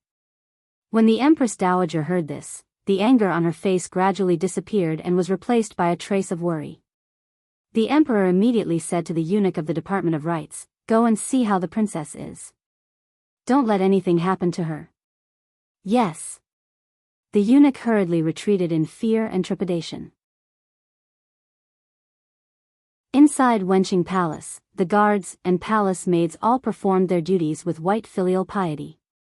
In the princess's bedroom, white mourning clothes were thrown on the ground, as well as women's undergarments. Panting and moaning could be heard coming from the brocade mattress on the side. A man and a woman were naked together. The man was carrying two smooth legs and was violently pounding them as if he was madly venting. The sound of slapping echoed in the entire dormitory. After the deed, the man heaved a sigh of relief and slowly fell to the side. A head of silky black hair slid to the side of the pillow, revealing its true appearance. It was none other than Yan Juexing. The woman whose face was flushed red after her orgasm was the princess of Baiwan Nation, Wenqing, whose cheeks were still flushed, suddenly burst into tears. She threw herself onto Yan Juexing's body and punched his chest forcefully with her delicate fists. Yan Juexing's eyes were indifferent as he allowed her to hit him with all her might. Her waving fists gradually lost strength. Wenqing buried her head in Yan Juexing's chest and wailed at the top of her lungs, "You're not human, you're not human. I'm a bad woman, I'm an unfilial daughter, how could I do this to you at a time like this?" During the pleasure in bed, she felt extremely comfortable because of the orgasm, but after waking up from it, she blamed herself deeply and felt extremely conflicted. Outside Wenqing Palace, the eunuch of the Department of Rites had just arrived when he faintly heard Wenqing's heart-wrenching cries. He couldn't help but sigh in relief. He thought to himself, this is indeed the deep love between father and daughter. No wonder she was the most beloved daughter of the late emperor. This is a cry that comes from the bottom of her heart. Just as he was about to step through the gates of Wenqing Palace, the guard at the gates suddenly waved his arm to stop him. The eunuch of the Department of Rites was startled and immediately shouted, "I'm here on the orders of the new emperor to visit the princess. Back off." He thought he could scare him off, but the other side said expressionlessly, "The princess is too sad and doesn't want to see anyone." "Eunuch, please go back. How dare you? You dare to disobey the emperor's orders." The eunuch of the Department of Rites was furious. He had the emperor's orders, but someone dared to stop him. However, the other party was truly bold. With a clang, a long knife was unsheathed and a cold light flashed in front of the gates. The guard said in a low voice, "The princess has orders. Anyone who trespasses will be killed without mercy." The eunuch of the Department of Rites was so frightened by the blade that he took a few steps back. He pointed at the guard and said, You, for a long time. He really couldn't understand. Could it be that this guard's head had been kicked by a donkey? Could it be that he couldn't distinguish between the princess and the emperor's orders? In the end, he had no choice but to leave with a flick of his sleeve. Yan Juexing, who was lying on the bed, heard everything clearly. The guards and servants of Wenqing Palace were all controlled by his demonic eyes. He had nothing to worry about. Seeing that the matter was over, his cold eyes stared at the hipster who was crying on top of him. He waved his arm and pushed her to the side of the bed, wanting to get up. The still crying hipster was slightly startled. As if she had woken up from a dream, her naked body jumped up and knelt on the brocade couch. She hugged Yan Juexing tightly. Yan Juexing turned around indifferently and said, "Didn't you say that I'm not a human? Why are you still hugging me?" The hipster paused. Then, with red eyes, she shook her head desperately and said, "I was wrong. I won't scold you anymore." "You? Where are you going?" "Where I go has nothing to do with you. Let go," Yan Juexing said indifferently. "I won't let go." The hipster hugged him even tighter. Back then, when she disguised herself as a man and met Yan Juexing, she was deeply attracted by his speech and elegant demeanor. He was many times better than the nobles around her. However, after they parted in a hurry, she didn't see him again. After that, she searched the entire Lan city but didn't find any news about Yan Juexing. His accidental appearance opened her heart, but he disappeared without a trace, leaving her with endless melancholy. After that, because she had reached the age of marriage, the emperor had been looking for a husband for her. She used Yan Juexing as the standard and eliminated batch after batch of people that she didn't like. However, at the moment when her father passed away, when she was heartbroken, Yan Juexing magically appeared by her side again. This made her believe that her father knew from the underworld and fulfilled her long-cherished wish. However, this time, Yan Juexing seemed to be a different person. After spending a short time together, he forced her to be his woman. He didn't show any pity in bed. It seemed that he had something unhappy in his heart and was venting it on her. He didn't care if she was dead or alive. It made her heart go through 1,000 twists and turns. But no matter what, his hesitant heart finally had a place to look forward to. Even if she resented him or hated him, she had given her body to him. She was determined to be his woman for the rest of her life. But now, seeing him like this, it seemed that he was going to leave her again. How could she let him go? "I beg you, don't leave me." Wen Qing hugged Yan Juexing tightly with her attractive naked body. The original arrogance and unruliness had disappeared. Her face was full of the expression of begging and extravagant hope. The death of her father had already hurt her heart. At this time, her heart was as fragile as a window paper. If Yan Juexing took her body and abandoned her, she couldn't imagine how she could live. Suddenly, Yan Juexing turned her over on the bed without warning. He dragged her white and tender thighs over, lay down suddenly, and forcibly entered her body. Then he crazily sprinted again. The huge force almost made Wen Qing's skeleton fall apart. The tearing pain almost made her suffocate, but she still bit her lips and forced a smile to please him. After the raging wind and rain, Yan Juexing lay quietly on one side. Wen Qing next to him seemed to be dead, and her body was motionless. After a long time, Yan Juexing stood quietly under the bed, and Wen Qing's weak plea came from behind him, "Don't leave me." Yan Juexing slowly turned around, and Wen Qing's lifeless eyes showed a pleading look. She stretched out her pale hand powerlessly, as if she was grasping a life-saving straw.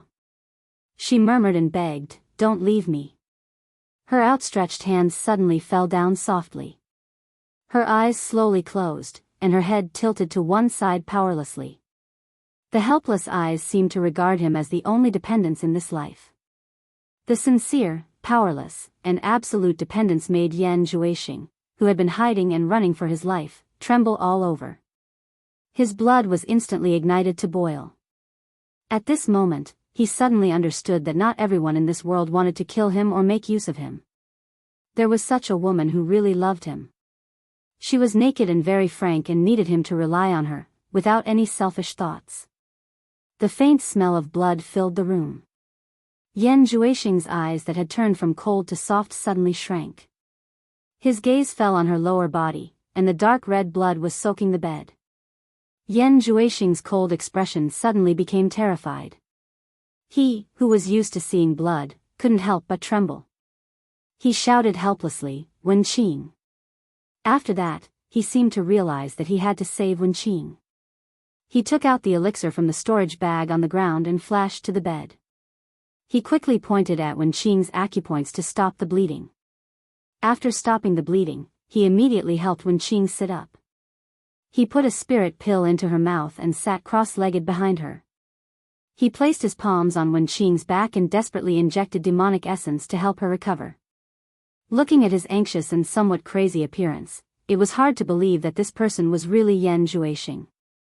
Wen Qing, who was almost pulled away by the god of death, began to breathe again. Yan Juexing snatched her back from the hands of the god of death. At this time, Yan Juexing finally let out a sigh of relief. He gently picked up Wen Qing and kicked away the blood-stained blanket. He pulled a clean blanket over Wen Qing and placed her on the bed. He carefully stuffed a pillow under her head.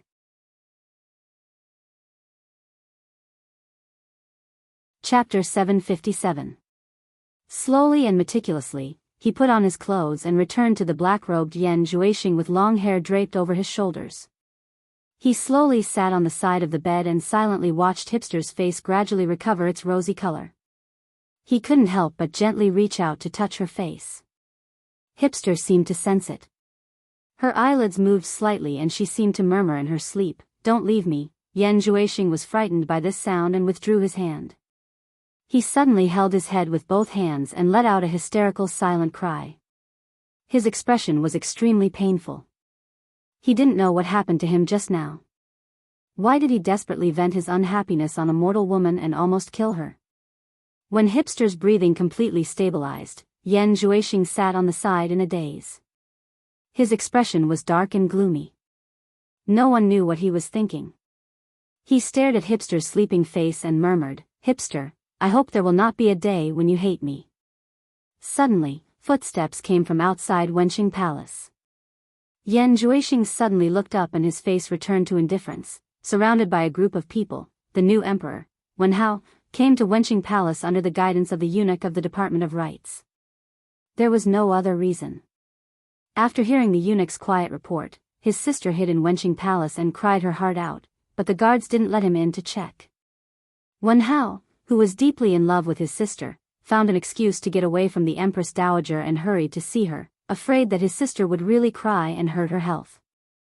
This time, the guards at the door didn't stop them. They held their sabers at their waist and half-knelt to let Wen Hao and the others into Wenqing Palace. The maids in the palace all knelt down.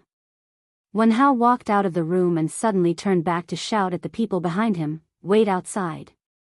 However, the nascent soul cultivator Wen Bai, who was his personal bodyguard, still followed him to the door. It wasn't that the Wen family couldn't spare experts to protect the emperor, but because of Wen Lanfeng's reputation, no cultivator dared to break into the Baiwan Kingdom's palace to cause trouble. Therefore, the experts with good cultivation hid in the Wen family's sacred land to cultivate. Royal sister. Wen Hao knocked on the door several times, but there was no reply. Wen Hao hesitated for a moment, then pushed the door open and walked in. As soon as he turned into the bedroom, he saw a quilt and a woman's underwear on the ground. What made him even more shocked was that a man in a black robe with long hair was sitting in front of the bed, staring at him coldly. Wen Hao was shocked. "Who are you? Why are you here?" Suddenly, he saw the other party's eyes glowing red, and his consciousness instantly blurred. When Wen Bai, who was guarding the door, heard the movement inside, his figure moved and immediately flashed in. The imperial bodyguard who followed him from outside also reacted quickly drawing his sword and waving it, he said, "Protect His Majesty." A group of guards pulled out their swords and rushed into the room. Who knew that just as they rushed to the door, they saw Emperor Wen Hao striding out and shouting in a deep voice, "Impudent! Princess Wenqing is not feeling well. Without Jin's summon, no one is allowed to disturb Princess Wenqing's rest. Retreat to the outside of Wenqing Palace for Jin." Finished speaking, he turned around and walked back into the inner room. Yes. The group of people retreated out of fear, and not long after, all the people who had just arrived had retreated to the outside of Wenqing Palace. At this moment, Wen Hao and Wen Bai, who were in the bedroom, were bowing to Yan Juexing. "Greetings, master." Yan Juexing looked at Wenqing, who was sleeping soundly, got up from the bed, and waved at the two of them. "Let's go to the main hall and talk. Don't disturb her rest." When the three of them were about to leave the bedroom, Yan Zhuixing carefully closed the bedroom door. Yan Zhuixing paced to the main seat in the main hall and sat down. He stared at the two people who were standing respectfully below him and asked, "How many cultivators are there in this palace?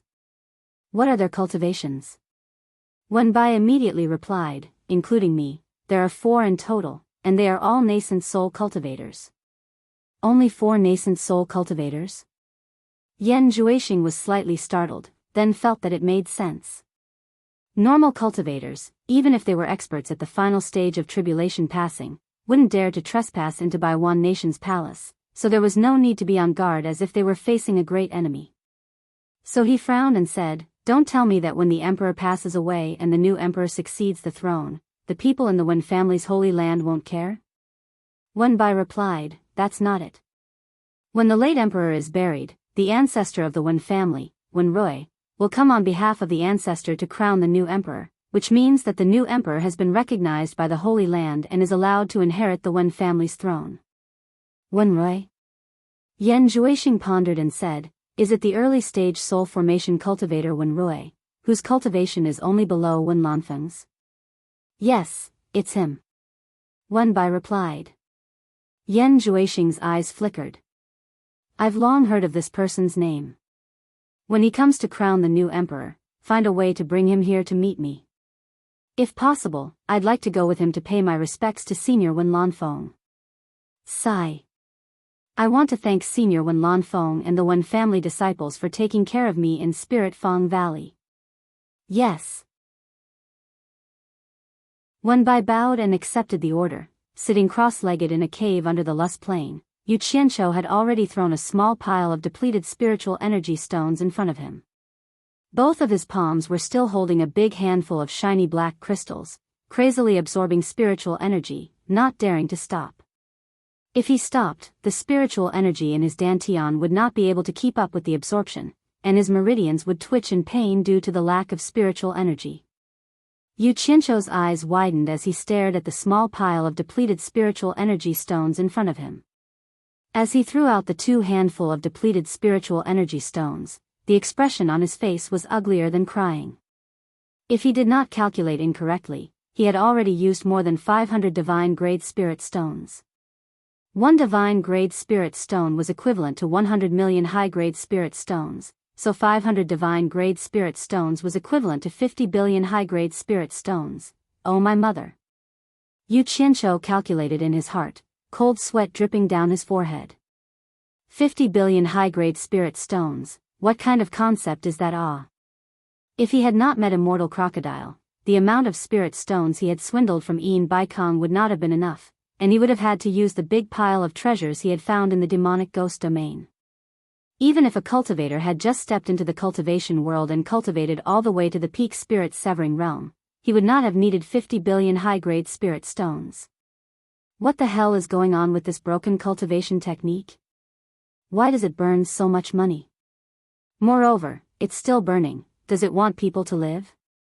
If it wasn't for his good fortune, what would the consequences of cultivating the 5 elemental cultivation techniques be? Wouldn't he be whipped to death? F***ck. This world is really dark. Even cultivating is forbidden to the poor. Isn't this bullying the poor? At this time, his dantian was like a bottomless black hole. Even after filling it with more than 500 divine-grade spirit stones spiritual energy, it was still not full. It was still madly absorbing spiritual energy, with no signs of stopping. It was too scary. At this time, even Huang Xiaolong himself was unable to check the situation inside his dantian, and could only crazily transfer spiritual energy into it. When the number of divine-grade spirit stones reached 600, Yu Qianqiu's heart was already numb. He mechanically took out spirit stones to absorb spiritual energy, and only cared about transferring the majestic spiritual energy into his body. Sitting there counting while absorbing spiritual energy, this was the only thing he could do at the moment. There was no point in thinking too much about it. He wanted to see how long this bottomless black hole would take. He refused to believe that this bottomless black hole could absorb all of the 100 million divine-grade spirit stones Immortal Crocodile had given him. If there was really no other choice, he could only teleport to the Yellow Earth Layer's prison and ask Immortal Crocodile, that rich guy, to continue supporting him. He believed that Immortal Crocodile wouldn't be stingy, otherwise, if he died, the old monster would be trapped alive in the Eastern Holy Lands. Thinking of this, Huang Xiaolong's mind was at ease, no longer worrying about not having enough spirit stones. By the time Yu Qianqiu counted close to 900 pieces of divine-grade spirit stones, the rate of spiritual energy absorption in his dantian suddenly slowed down. Yu Qianqiu's eyes lit up. Coincidentally, when he reached 900 pieces of divine-grade spirit stones, his dantian finally stopped breathing. Crash! The dried-up spirit stones fell to the ground. Yu Qianqiu was speechless looking at them. It had been a long time since he could remember clearly, and he didn't take it to heart at that time.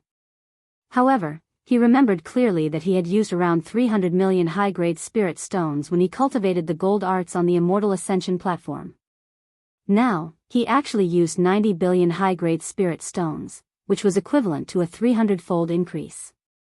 Based on this calculation, if he had a chance to cultivate the wood arts, would his spiritual energy increase by another 300-fold? 900 times 300 was equal to 270,000 divine-grade spirit stones. Yu Qianqiu sucked in a breath of cold air as he suddenly felt that his dantian was abnormally quiet. He quickly used his spiritual sense to check his dantian. Fortunately, the movements inside his dantian were no longer as loud as when he was absorbing spiritual energy. His divine sense was able to detect the movements inside his dantian. At this time, the amount of true essence inside his dantian was as thin as mist. Although the little boy's nascent soul was still the same size, it had turned into a middle-aged man, looking exactly like Yu Qianqiu. Sitting cross-legged with his eyes closed, the four-colored crystal bead that had stopped spinning started to spin again, pulling Yu Qianqiu's dantian along with it. The spinning speed became faster and faster, dazzling the eyes of those watching. In the end, the things inside his dantian reminded Yu Qianqiu of a picture of Saturn from his past life's textbooks. The nascent soul that looked like him was spinning into a round ball, resembling Saturn itself, and the four crystal beads resembled the rings of Saturn's moons. Moreover, they were multicolored rings, extremely beautiful. All of a sudden, a loud boom resounded in his dantian, akin to the Big Bang. The rings of light around the four crystal beads suddenly expanded, and the perfectly round nascent soul in the middle exploded into a cloud of dust, filling his dantian in an instant. The dust from the explosion rushed out of his dantian, entering every meridian in Yu Qianqiu's body. In that split second, Yu Qianqiu finally experienced what it meant to be sweet after suffering, feeling so comfortable that he let out a moan. He felt that his whole body was full of explosive energy, a kind of powerful energy that he had never experienced before, so powerful that it felt like it was going to rush out of his body. His bones and veins were stretching and contracting with a creaking sound. It was a pleasant feeling of reaching the sky in a single bound. He opened his eyes abruptly, and they flickered with a bright light. He was filled with unprecedented confidence. Yu Qianqiu took a deep breath and closed his eyes again to check the situation inside his dantian. With just one glance, he was immediately stunned. He saw that the four-colored crystal beads were spinning at a moderate speed, and two nascent souls that looked like him appeared in it. They sat back to back with their eyes closed, inhaling and exhaling the aura inside his dantian to refine it. Yu Qianqiu immediately remembered what Nongzhu had told him about the 3 souls and 7 spirits. The nascent soul was the life soul of the 3 souls and 7 spirits. When another soul was born from the life soul, it would be the heavenly soul, which was the sign that one's cultivation had entered the divinization stage.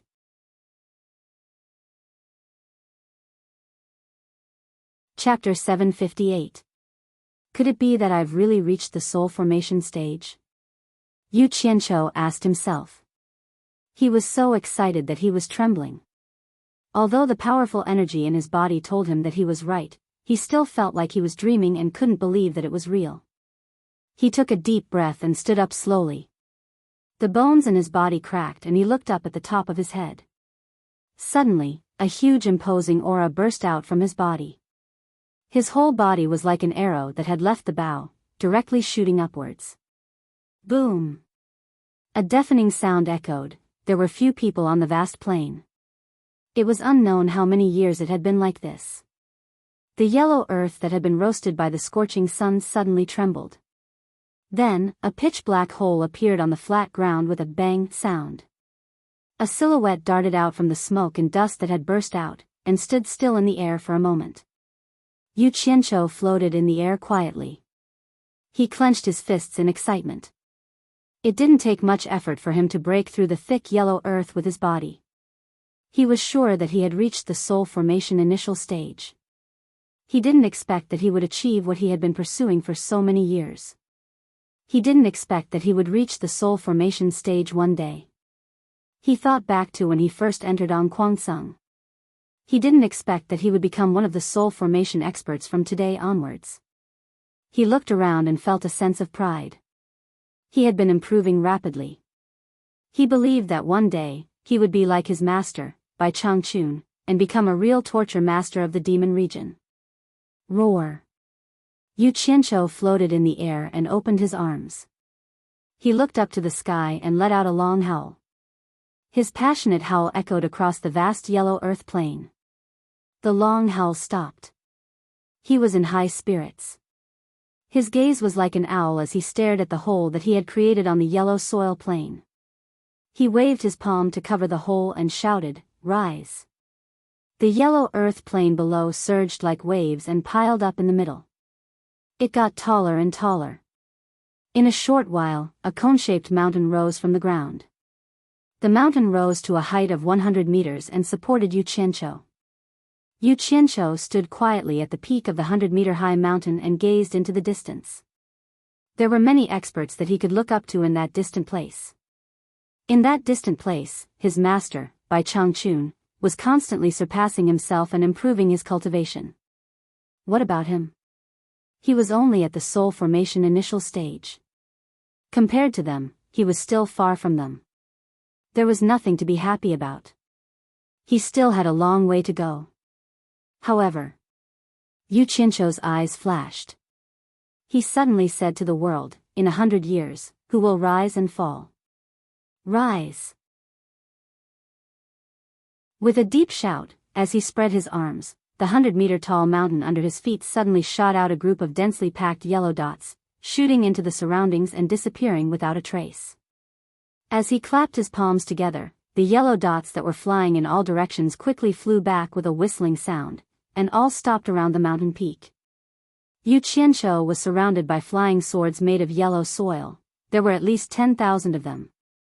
Myriad swords as one. Yu Qianqiu shouted in a deep voice. He pointed the sword control art toward the sky, and the surrounding flying swords immediately swarmed. In an instant, the earthy yellow flowing light flickered in all directions, and tens of thousands of swords danced in the air with astonishing momentum. They all quickly converged in the direction he pointed. In the blink of an eye, a gigantic sword hovered in the air and spun slowly. Yu Qianqiu pointed at the vast land with the sword control spell and the gigantic sword whistled downwards. Bang! The earth trembled, and the giant sword sank into the yellow plain in an instant. It was also at this moment that the dirt mountain beneath Yu Qianqiu's feet began to disperse like quicksand, spreading layer by layer in all directions. Yu Qianqiu followed the lowered mountain and landed steadily on the yellow plain. Everything around him returned to normal, as if nothing had happened in the first place.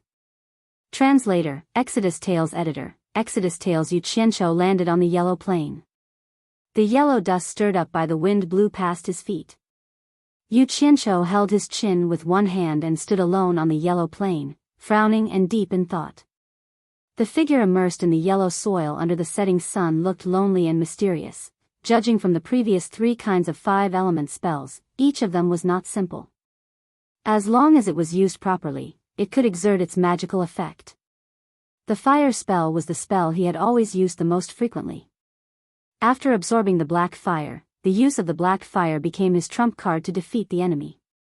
After comprehending the absorbing star's great technique of the water spell, he found that it was a wonderful spell for killing people. He hid it as a trump card and rarely used it. As for the gold spell, although it was not suitable for killing people, its magical effect was extraordinary. So far, he had not found any metal magic weapon that could block its attack. All kinds of metal magic weapons that he had tried were immediately turned into dust as soon as they touched the gold spell. Many magic weapons that he had obtained in the cultivation world turned into floating clouds. He even had the impulse to use the gold spell to test the godly sword.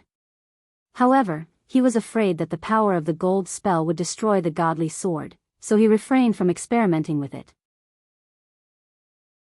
He could only wait for an opportunity to use other people's treasures to experiment. So far, the gold spell had not been used in actual combat. It was only used to scare people. Because he found that the gold spell was more suitable for people with high cultivation in close combat. It was not suitable for long-range attacks. In close combat, it could unexpectedly destroy the opponent's magic weapon and then kill them. If it was used with other spells, the auxiliary power would be quite amazing. Its practical significance was not weaker than any other spells. Now that his cultivation had broken through to the soul formation stage in one fell swoop, the range of his chi movement was wider. Whether it was using the flying sword, the absorbing star's great technique, or the gold spell, he could exert greater power. Especially the absorbing star's great technique. With the current cultivation of the soul formation stage, once it was used on a large scale, it was simply an unparalleled killing spell. Even he felt a little scared when he thought about it. If such a spell fell into the hands of people with bad intentions, it would be a big disaster. Of course, there were times when the absorbing star's great technique failed. It was in the battle with Yan Juixing in Lingfeng Valley. Yu Qianqiu still couldn't understand why the absorbing star's great technique couldn't kill Yan Juixing. He clearly couldn't resist it. He had already been sucked dry, but he could still come back to life. It was simply incredible. Could it be because they all had the word Xing in their names? Like repels like? Bullshit. The power of these three spells had already made Yu Qianqiu confident. The only thing he didn't know was how to properly use the earth spell that he had just successfully cultivated. If it was only used to pile up a mountain of earth and gather an earth sword, it would be too boring. Even if it was an earth-controlling technique like Huang Tian, Yu Qianqiu didn't care anymore. For the earth spell, it was just child's play. After thinking about it, Yu Qianqiu still couldn't figure out how to use it to display the power that the earth spell should have. The ability of the first three spells was clear for all to see. He didn't believe that the earth spell was so useless. If only Master Bai Changchun was here. Perhaps with his extraordinary perception, he could give some pointers. Thinking back, wasn't the absorbing star's great technique taught by Bai Changchun? Otherwise, Yu Qianqiu wouldn't have thought that the water spell could be used in this way and display such power. After thinking for a long time, he still couldn't figure out anything. He realized that thinking like this wasn't a solution. He could only wait for himself to slowly understand. Looking around, he was suddenly slightly shocked. He didn't know how long he had been here. If Huang Tian found out that he wasn't in the underground palace, would he find a mortal crocodile and the others in the dungeon to settle the score? I hope the old monster can hold on. Yu Qianqiu suddenly disappeared from the plains.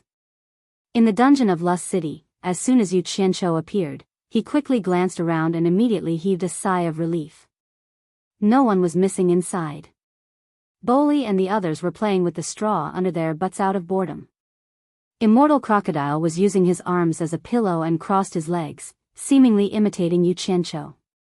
As soon as he saw Yu Qianqiu appear, Immortal Crocodile stood up straight and transmitted his voice. "Where did you go, kid?" Yu Qianqiu waved his hand, indicating that there was no hurry to ask this. He transmitted his voice back. "How long have I been gone?" Immortal Crocodile was stunned. "You've been living your life in a daze. You don't even know how long you've been gone." 3 days, you've been gone for 3 whole days. Oh. Yu Qianqiu nodded slightly, thinking that it wasn't long. He asked again, "In the 3 days I was gone, did anyone cause trouble for you?" "I say, kid, did you leave this place because you wanted to be alone and watch others cause trouble for us?"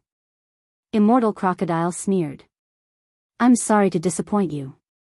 We've been sleeping here every day, and no one has even come to ask us questions. Yu Qianqiu immediately waved his hand and interrupted him. Don't talk nonsense if you don't know. I've been busy helping you recover your cultivation, and I've almost broken my legs. Why are you still here nagging? Do you have any conscience? As he spoke, he frowned and pondered. If Huang Tian knew that he had escaped the dungeon, he would definitely come to check this place. Now it seemed that Huang Tian didn't know that he had escaped the dungeon, so there was still room for discussion. Immortal Crocodile's expression stiffened, and then he asked excitedly, "How are you doing?" "There's already some progress, don't worry." Yu Qianqiu glanced at them and said in a deep voice, "It's not a good idea to stay here all the time. Nothing can be done. I'll go find Huang Tian again and ask him to let us out and give us an honorable identity." Hearing that there was some progress in recovering his cultivation, Immortal Crocodile immediately said humbly, I'm not in a hurry. You go on with your work. Is Huang Tian that easy to talk to? Don't worry about it, I'll think of a way. Wait for me, I'll leave first. Yu Qianqiu said and disappeared again. The dungeon was still the same, and the things inside were still the same. Yu Qianqiu checked everywhere with his hands behind his back, guessing that Huang Tian might not have returned. His sharp gaze landed on a mud wall, and he waved his sleeves at it. The wall immediately melted like snow, and a pitch-black hole quickly appeared. It didn't seal itself like the last time. Child's play. Yu Qianqiu snorted disdainfully. He waved his sleeves, and the hole quickly healed. He walked back to the table, looked at the mud ball on the table, and waved his hand, turning it into dust.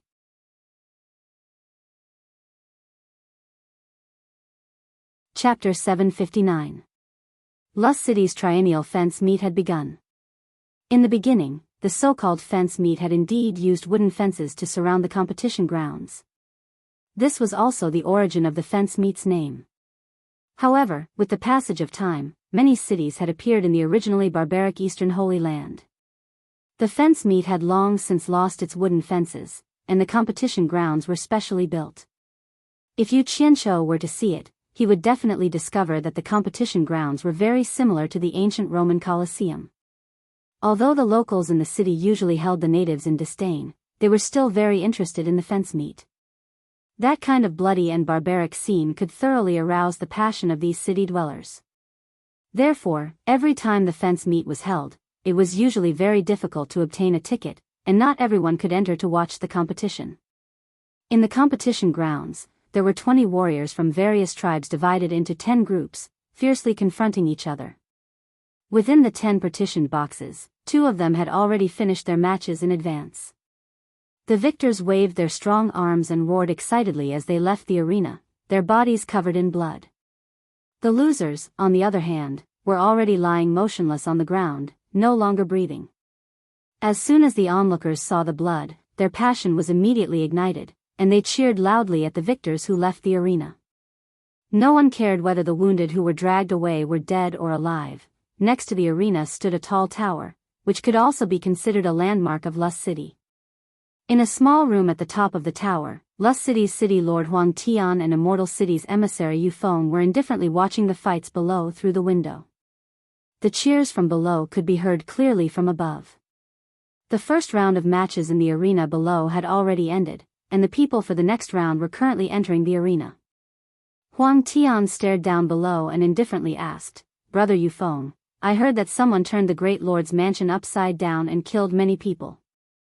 Has the person who caused the trouble been caught?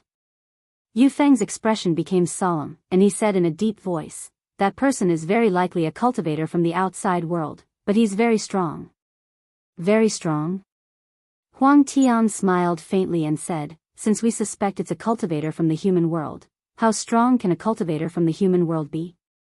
Yu Feng shook his head and muttered to himself, No one knows the exact origins of this person, but there's no need to doubt his valiant methods. Let's not talk about the trouble he caused in the Great Lord's mansion. He charged into the Immortal City twice, but no one was able to stop him. You can imagine his methods. Huang Tian's body trembled when he heard this. He turned around and cried out involuntarily, "What did you say?" There were as many experts in the immortal city as there were clouds in the sky. He had barged in twice, but no one could make him stay. How was this possible? Could it be that the two immortal monarchs were not present at that time? Euphone gazed into the distance through the window with a lingering fear in his eyes. He sighed and said, "It's like a tiger entering a flock of sheep." The first time he barged into the immortal city, he killed over 100 immortal cultivators. Among them, there were 3 early-stage immortal emperors and the rest were mostly grand immortals. In the end, it was immortal monarch Night Owl who managed to severely injure him, but he managed to escape. What? Immortal monarch Night Owl didn't manage to stop him? Huang Tian cried out again. There was no doubt about the abilities of the 12 immortal monarchs in the immortal world. They were some of the top figures in the immortal world and were only second to immortal Emperor Jin Tai. Huang Tian was suddenly pulled back to reality by the passionate cheers in the arena. He asked impatiently again, didn't he barge into the immortal city twice? Did he still dare to barge into the immortal city after being severely injured by the immortal monarch? That person is a monster. He recovered from such heavy injuries in just a few days.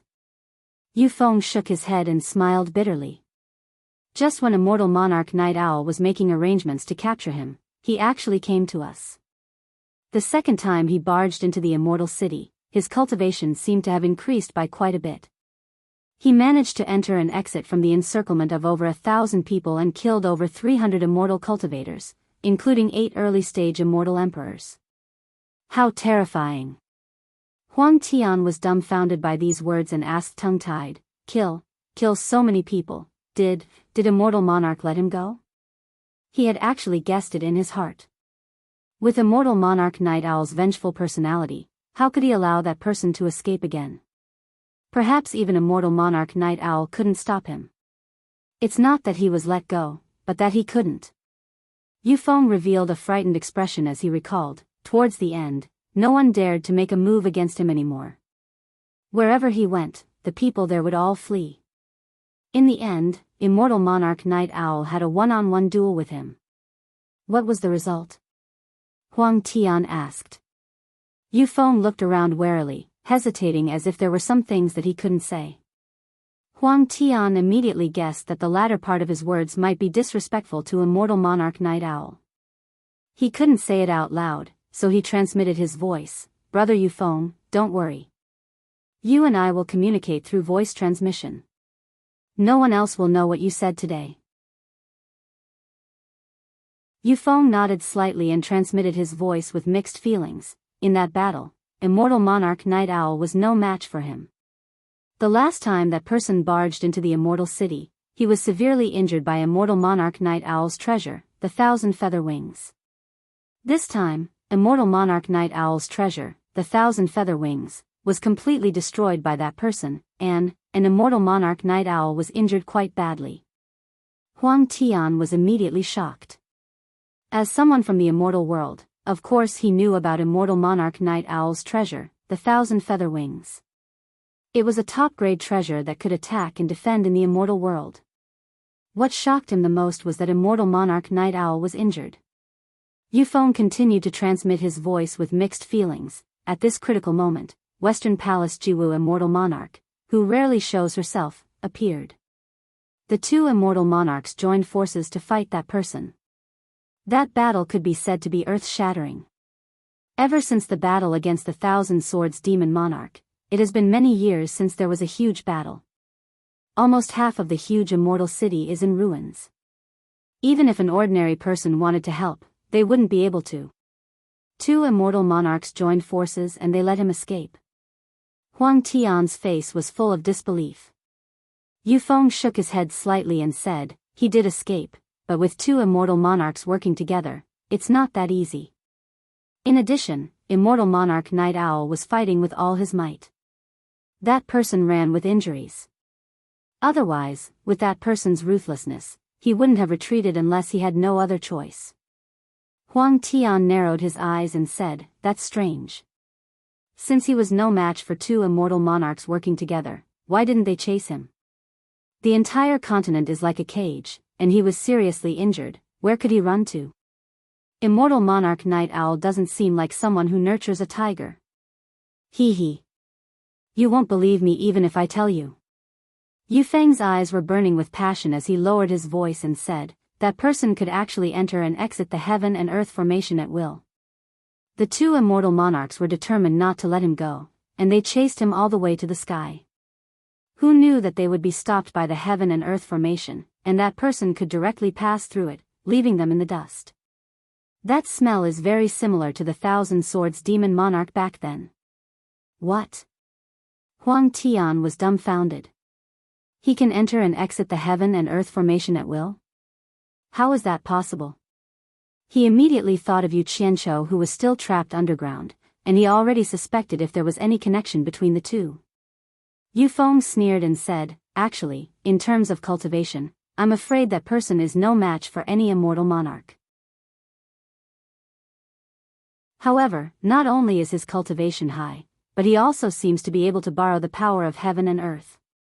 After he escaped from the heaven and earth great array, everyone understood that since the heaven and earth great array couldn't restrain him, he could fight to his heart's content and didn't have to worry about the array taking away half of his immortal essence. Think about it, Immortal Monarch Night Owl consumes 20% of his celestial core power to unleash 10% of his power, but he can unleash 100% of his power with 100% of his power. How can Immortal Monarch Night Owl not be at a disadvantage when they fight? Hearing this, Huang Tian nodded vaguely. It seemed like he agreed, but in fact, he didn't agree. How could accounts be calculated like this? Although it was a little disadvantageous and would affect the endurance of the fight, when it came to fighting, one could still unleash as much power as one had. It was just that the consumption of celestial core power would be doubled. Moreover, didn't the two immortal monarchs join forces in the end? Although he thought so, Yu Feng seemed to be protecting the immortal monarch's face, so he couldn't say too much. After a moment of silence, he asked, why did this person barge into the celestial city?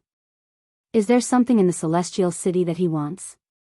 Hearing this, Yu Feng didn't know whether to laugh or cry. He said, what does he want? He doesn't want anything. That person is a complete madman. The first time he came to the celestial city, he called out two immortal monarchs to fight him. Of course, the people below wouldn't be polite and immediately attacked. The second time he came again. With the previous lesson, everyone could see that this person wasn't ordinary. Naturally, they weren't in a hurry to attack. Because they couldn't keep fighting with him for no reason. They had to know the reason for the fight. So this time, someone asked him why he came to challenge the immortal monarchs and what his intentions were. Guess what his answer was? Huang Tian was stunned and asked, how did he answer? That madman said, he came to fight, to lose, until he met an opponent that he couldn't surpass and died in battle. This was his lifelong wish, and he had no other wish. Yu Feng didn't know whether to laugh or cry. He said, do you think this person is a madman?